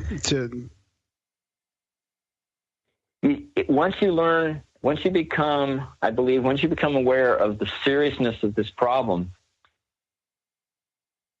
it just simply the call to action, and Tamas and I have talked about it, call to action can actually be done in 10 minutes a day in the U.S. You make 3 phone calls and you send 3 emails to the people in D.C. and you demand the change. And you do it every day and you get everybody you know to do it. And after they get, hundreds of thousands of emails and phone calls on their system, they're going to pay attention. Yeah. So are they doing something? Are they doing something like that with the banks in some of the states down there? They have some private banks that are not part of the debt-based system. I can't remember what they're calling them now, but is that a step in the right direction for some local communities? It might work temporarily for a local community, but these state-owned banks, the only state-owned bank I know is the one in North Dakota. The problem is that you're not living in a vacuum. You're living in the United States of America. Yeah. And if this economic system fails, everybody's going to be negatively impacted. It's not a matter of, well, I can row my own boat. It won't. I don't see that as being a sustainable alternative. Unless rowing your own boat is like living 100% off yourself. It might be possible if you were completely, totally off the grid and nobody could find you, and you've got enough land, water, food, guns. You might be able to survive. I mean, I feel like that's becoming an option for a lot of people. I mean, I feel like a lot of people are being attracted to just, opting out of the whole system, and growing your own food and living on your own seems to be more of a pleasant option for people. It's always a good thing to be able to do, but to me, to a degree, we all owe a duty to our country. And walking away from it when it's about to get hit with a massive problem is not honoring that duty. Yep. And I would add to it that I think that's an illusion, and I could see how that might be attractive to I'm just gonna, I think they call it bug out or check out, live off the land and all that stuff. But this agenda is global. There's really nowhere to escape to. We're being cornered and our backs are against the wall. So, like Alan said, you can't turn away from it. We have to come to the realization that that these people who are running the I'm referring to bigger picture now beyond just the financial controls, but I think the bigger picture is that they're trying to create a global slave system, and it doesn't matter if you're living on a hillside somewhere or have your own farm, because you know what? The United Nations already has plans for you and how all the land is going to be divvied up and where you can go and where you can't go. And that's all a part of this bigger plan. So I guess my point is, if you think you could just bug out and not be a part of it all, well, somebody else has other plans for you. I can tell you that. Well said, Tamas. That's part of Agenda 21 or Agenda 30 and creating big regional areas and making more and more land off limits to people. You might be able to drive by it, but you can't live there and you can't walk on it. Bastards. Yeah. I'll have to head back to the reserve. Yeah, and I think I'd like to tie this all back to something very fundamental, which is individual property rights, because so if you can't own property, and even the money that you have is not really your money, as was evidenced in Cyprus, and for that matter, the U.S. dollars you may have in your pocket are also not your money, because if you do something like tear it or deface it, then you can be brought up on charges, because technically it's not your money, you're just borrowing it. So all this, I think, really ties back to the attack over the decades on individual property rights, and they don't want us to have any. So it's a bigger discussion. It's a lawful legal discussion, maybe for another time. But I definitely think that in a collectivist-run society, the individual has no rights, whether that be property or otherwise.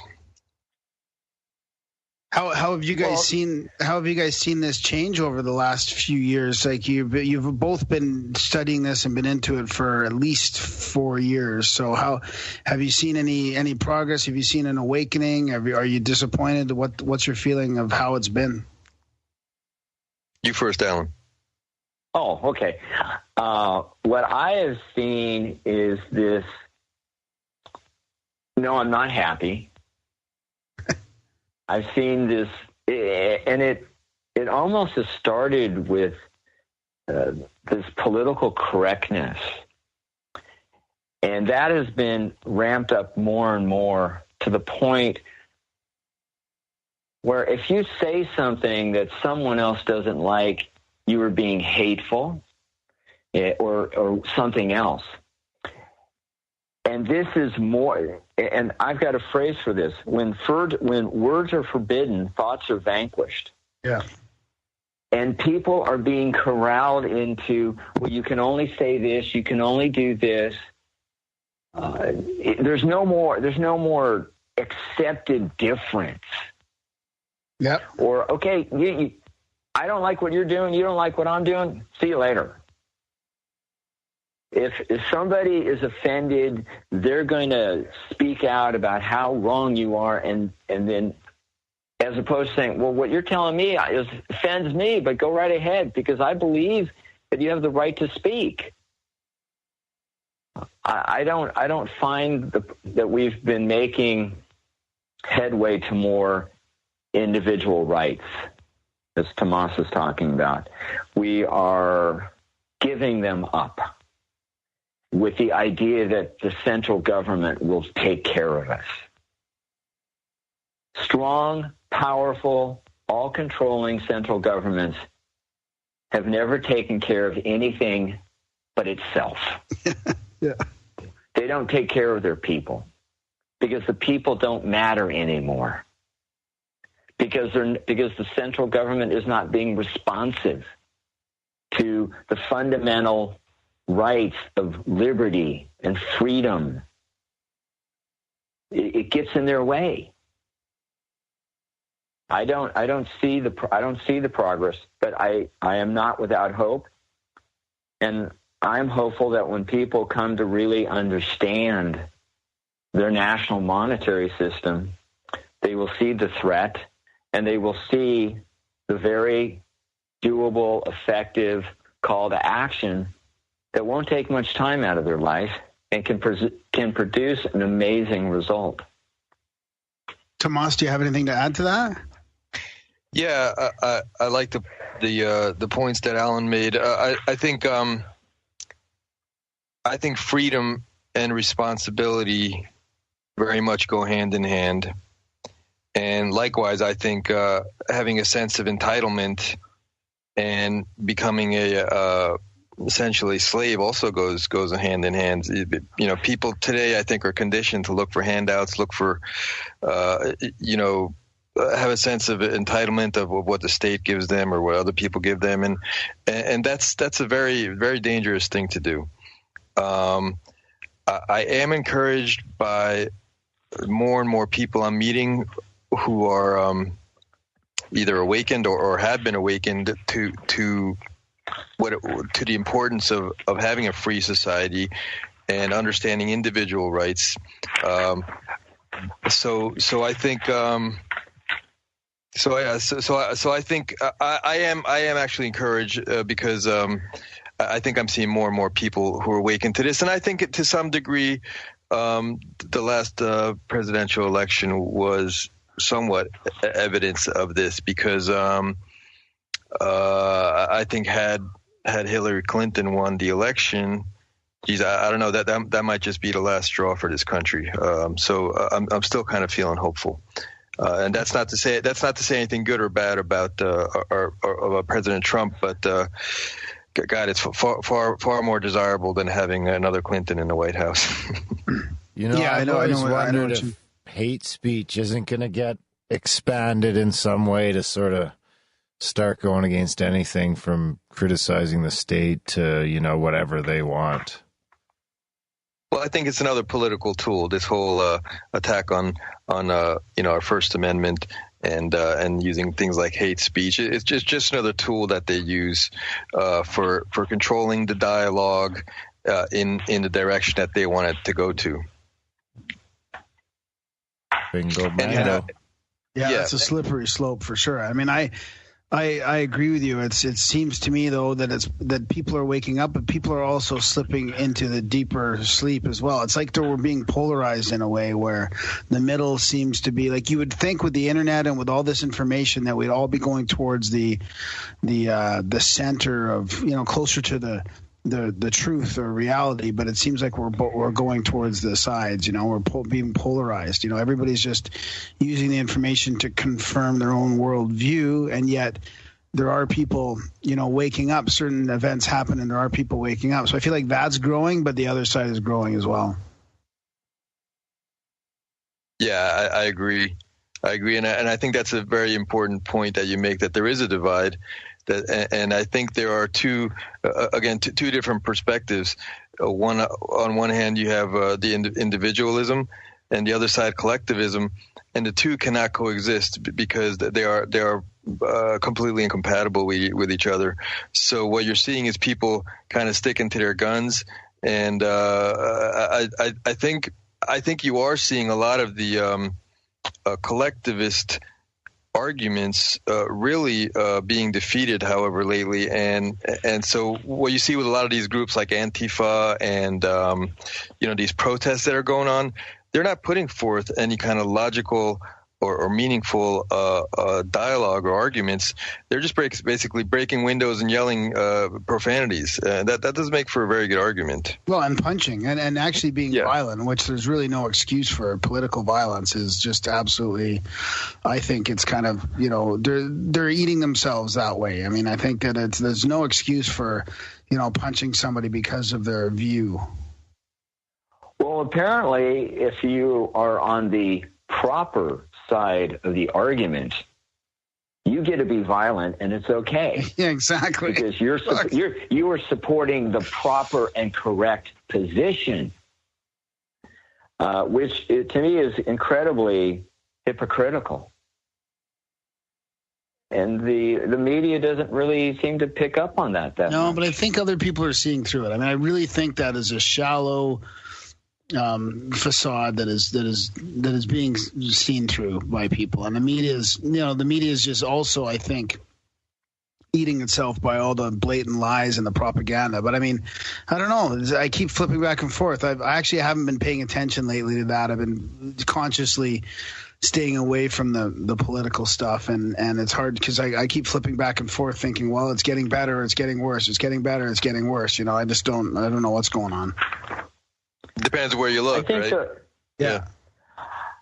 I think to make things ultimately better, and your show is part of that effort to make things better, is to really, as best as possible, lay out what a specific problem is.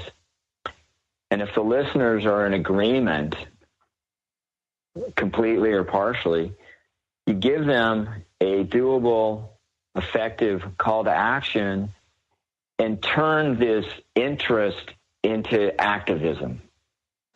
Especially if you can get the activism to not actually have to require protests or marching with signs or blocking freeways, but making phone calls and sending emails or something to that effect.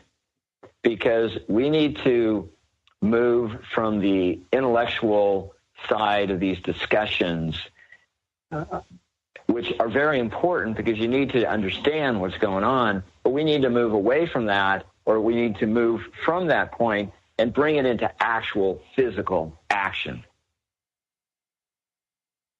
Yeah, and we have to fight against the $18 billion, the $18,000 million that Soros pumps into these organizations, that are basically, forcing the culture to change in the ways that they want. Grimerica.ca/support.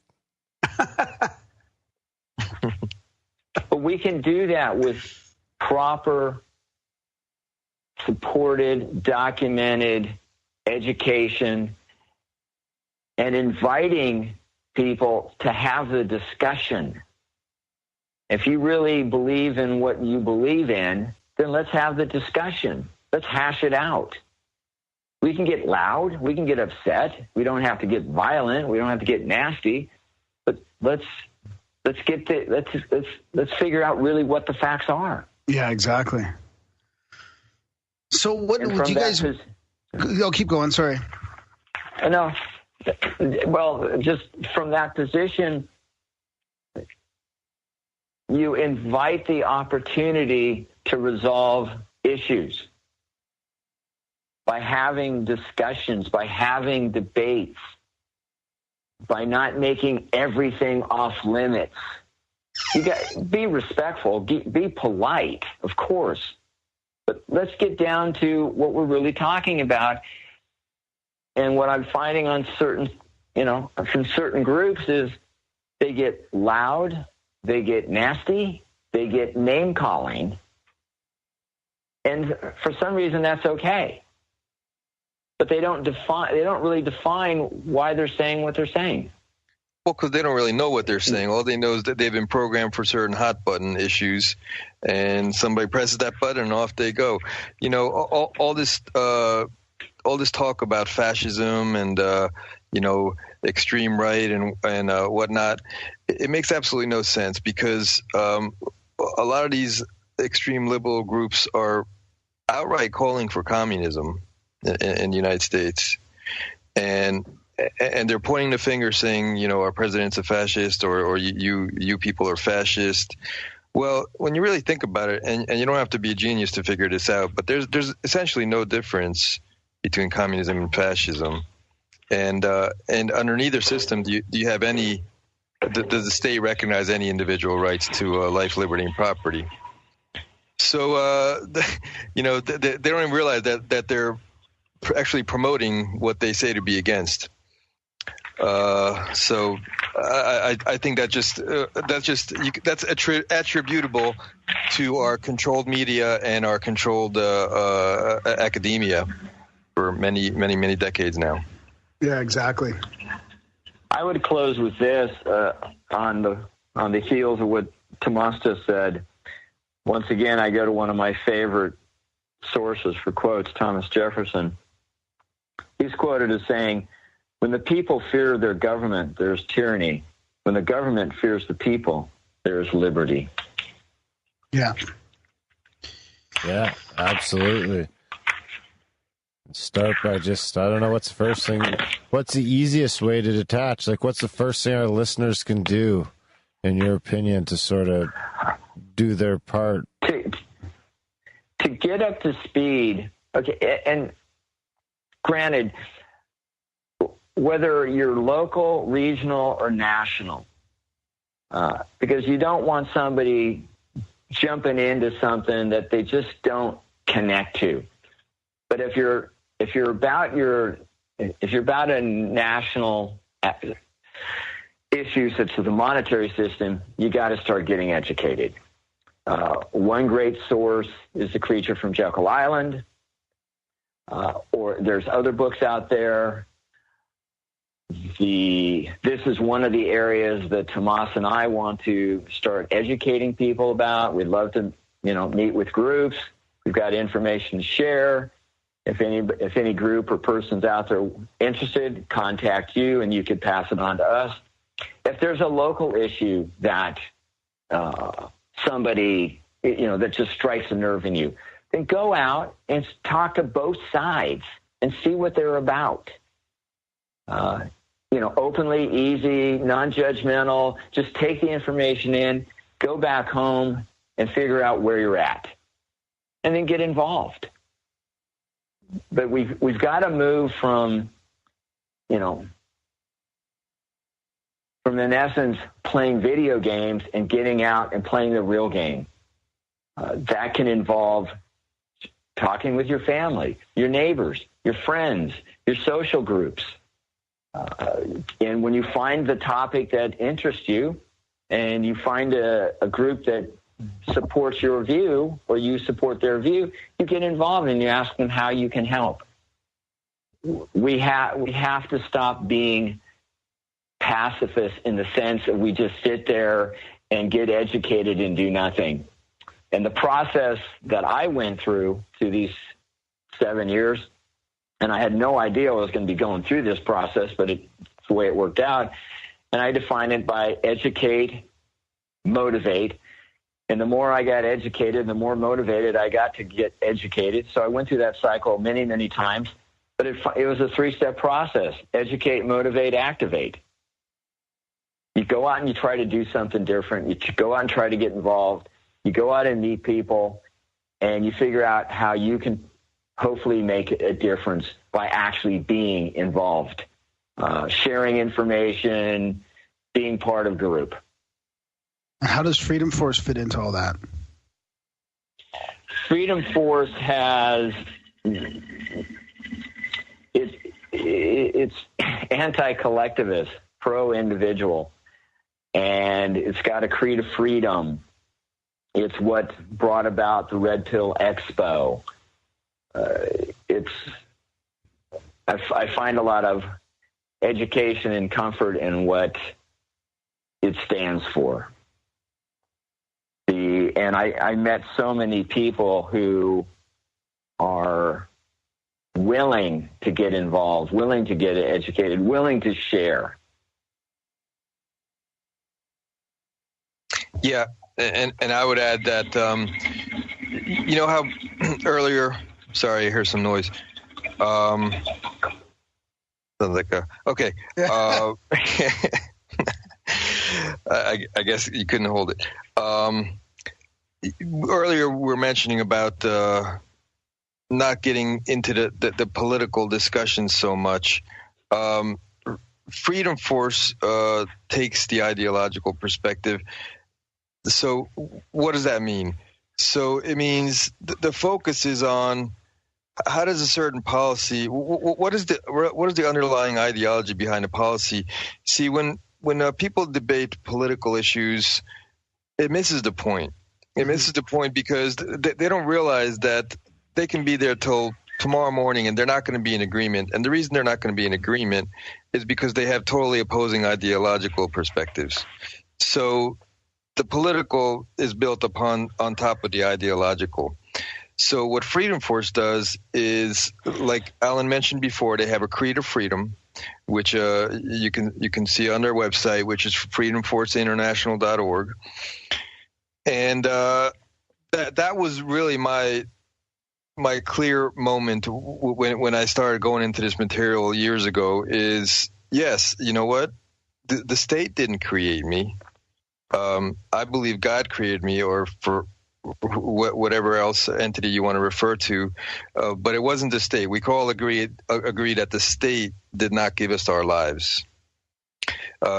So therefore, the state doesn't grant us our rights. We like our founding documents state. We receive God's before the state is created. So therefore, those rights of life, liberty, and property cannot be denied to us by the state. And after all, the state was created by the people. So I think just getting these foundational perspectives on what our rights are is absolutely crucial. And then everything else kind of falls into place. Like take, for example, gun rights. Well, wait a second. We created the state to protect us. We had guns before the state was created. Now they're going to turn around and tell us we can't have a gun? No, that's backwards. That's like your child turning around to you and telling you, you can't do whatever. That's backwards. So, that's I think what I learned most from Freedom Force is a good, solid understanding of what our individual rights are and how that plays into other perspectives. Well said. Absolutely. Yeah, that's probably a good place to wrap it up. I mean, it's been a fantastic chat. I really appreciate you guys coming on the show and sharing all this. And I think it's really good what you guys are doing. And I think it's, like I said, it's one of the most important problems that needs to be addressed. Yep. I've really enjoyed the time. Thank you for giving us this opportunity and venue to speak. And I always enjoy listening to Tamas talk because I never know what he's going to say, but I know I'm going to learn something out of it. Oh, I don't know what I'm going to say either, but that's good. But no, this was tremendous. Thank you, gentlemen, for setting this up. This was really a treat for me. Much appreciated. Yeah, that's great. Yeah, thanks. And we'll keep in touch, and maybe we can do it again sometime, as time goes down the road a little bit, and we'll send you, a copy and links, and everything will be in the show notes as well for people to reference. Fuck yeah. Fantastic. Wonderful. Fantastic. Right on, guys. Well, have a good guys. night. Yeah, thanks a bunch, and we'll do this again one day soon. Look forward to it. Have a good evening, everyone. Okay. Thanks, guys. Everybody be safe and well. Thank you very much. Okay. Take care. Okay. Bye-bye. That was a chat with Tamas and Alan. Tamas and Alan. Yeah, that was a good one. Yeah, man, it was good. I like the overarching theme about debt and how it's unsustainable. But in some ways, it's kind of scary as well because you don't want to think about that. What if the interest rates go up? What if this thing collapses? It's just really not sustainable. 20 trillion. I love those examples about what a trillion is. Like I was thinking, Jesus, 18 billion is 18,000 million. So a billion is 1,000 million. And a trillion would be 1,000 billion. So 1,000 million. Yeah. No. Yeah. But I mean, those other examples are great. Like 30-something years of seconds. I mean, that really puts things into perspective. And how it's increased. 8 trillion over the Obama years, and then 4 or 5 trillion. Like you were saying, it's doubling every presidency. That just cannot keep going. Every 8 years, they manage to drive up the debt of the rest of fucking the history of the country. The rest of the history of the republic doubles every. Unbelievable. Yeah. Yeah. Exactly. So if you took a trillion millionths of an inch, it would still be 83 feet tall. Wow. I can play the trillion game. I don't know. That's not a very good fucking metaphor. A trillion millionths of an inch? Just makes a good try, though. It makes it more confusing. Yeah. Go fuck yourself, Dunlop. It's only 83 feet tall. I can do my own sad trombone, too. Yeah, big thanks to Tamas and Alan for coming on the show. It was a great chat. Of course, guys, check out Grimerica.ca/support. Check out all the different ways you can support the show so we can keep talking to whoever we want, whenever we want. Talk about whatever we want. Try and combat fucking Soros's $18 billion by giving us $18. Anyway, we should make that a thing in the newsletter. Yeah, we should, eh? $18 each to combat Oris. Yeah, there you go. Soros is 18,000 million. That's a good idea. I'll make his new subscription. There you go. So sign up for that one, guys. Sign up for monthly. Honestly, though, if you can, there's a bunch of different options there, guys. It really does help. Really does keep the show going and keep all the gears lubed up and turning and the heat on and all the bills paid. The cords, all the broken cords to be replaced. That's right. That's right. A lot of coffee gets drank in the studio. So, yeah, support the show, guys. Really does help. Grimerica.ca/support. If you can't afford to support us monetarily, we get it. Join the chats, too. Join the chats. Grimerica.ca/chats. Sign motherfuckers up for the newsletter. Grimerica.ca/news. Review the show. Share the show. Grimerica.ca/iTunes. Seriously, at least review the show and share the show if you can't afford to support the show, and then we'll call it even. Sound good? Right on. Yeah, thanks, buddy. All right, guys. Big thanks to you guys. And I think that's about it, guys. Thanks for listening, and we will see you next week. Season's greetings from the Grimerica Show podcast. Gather round the fireplace. Help yourself to some hot cocoa with the little marshmallows in it.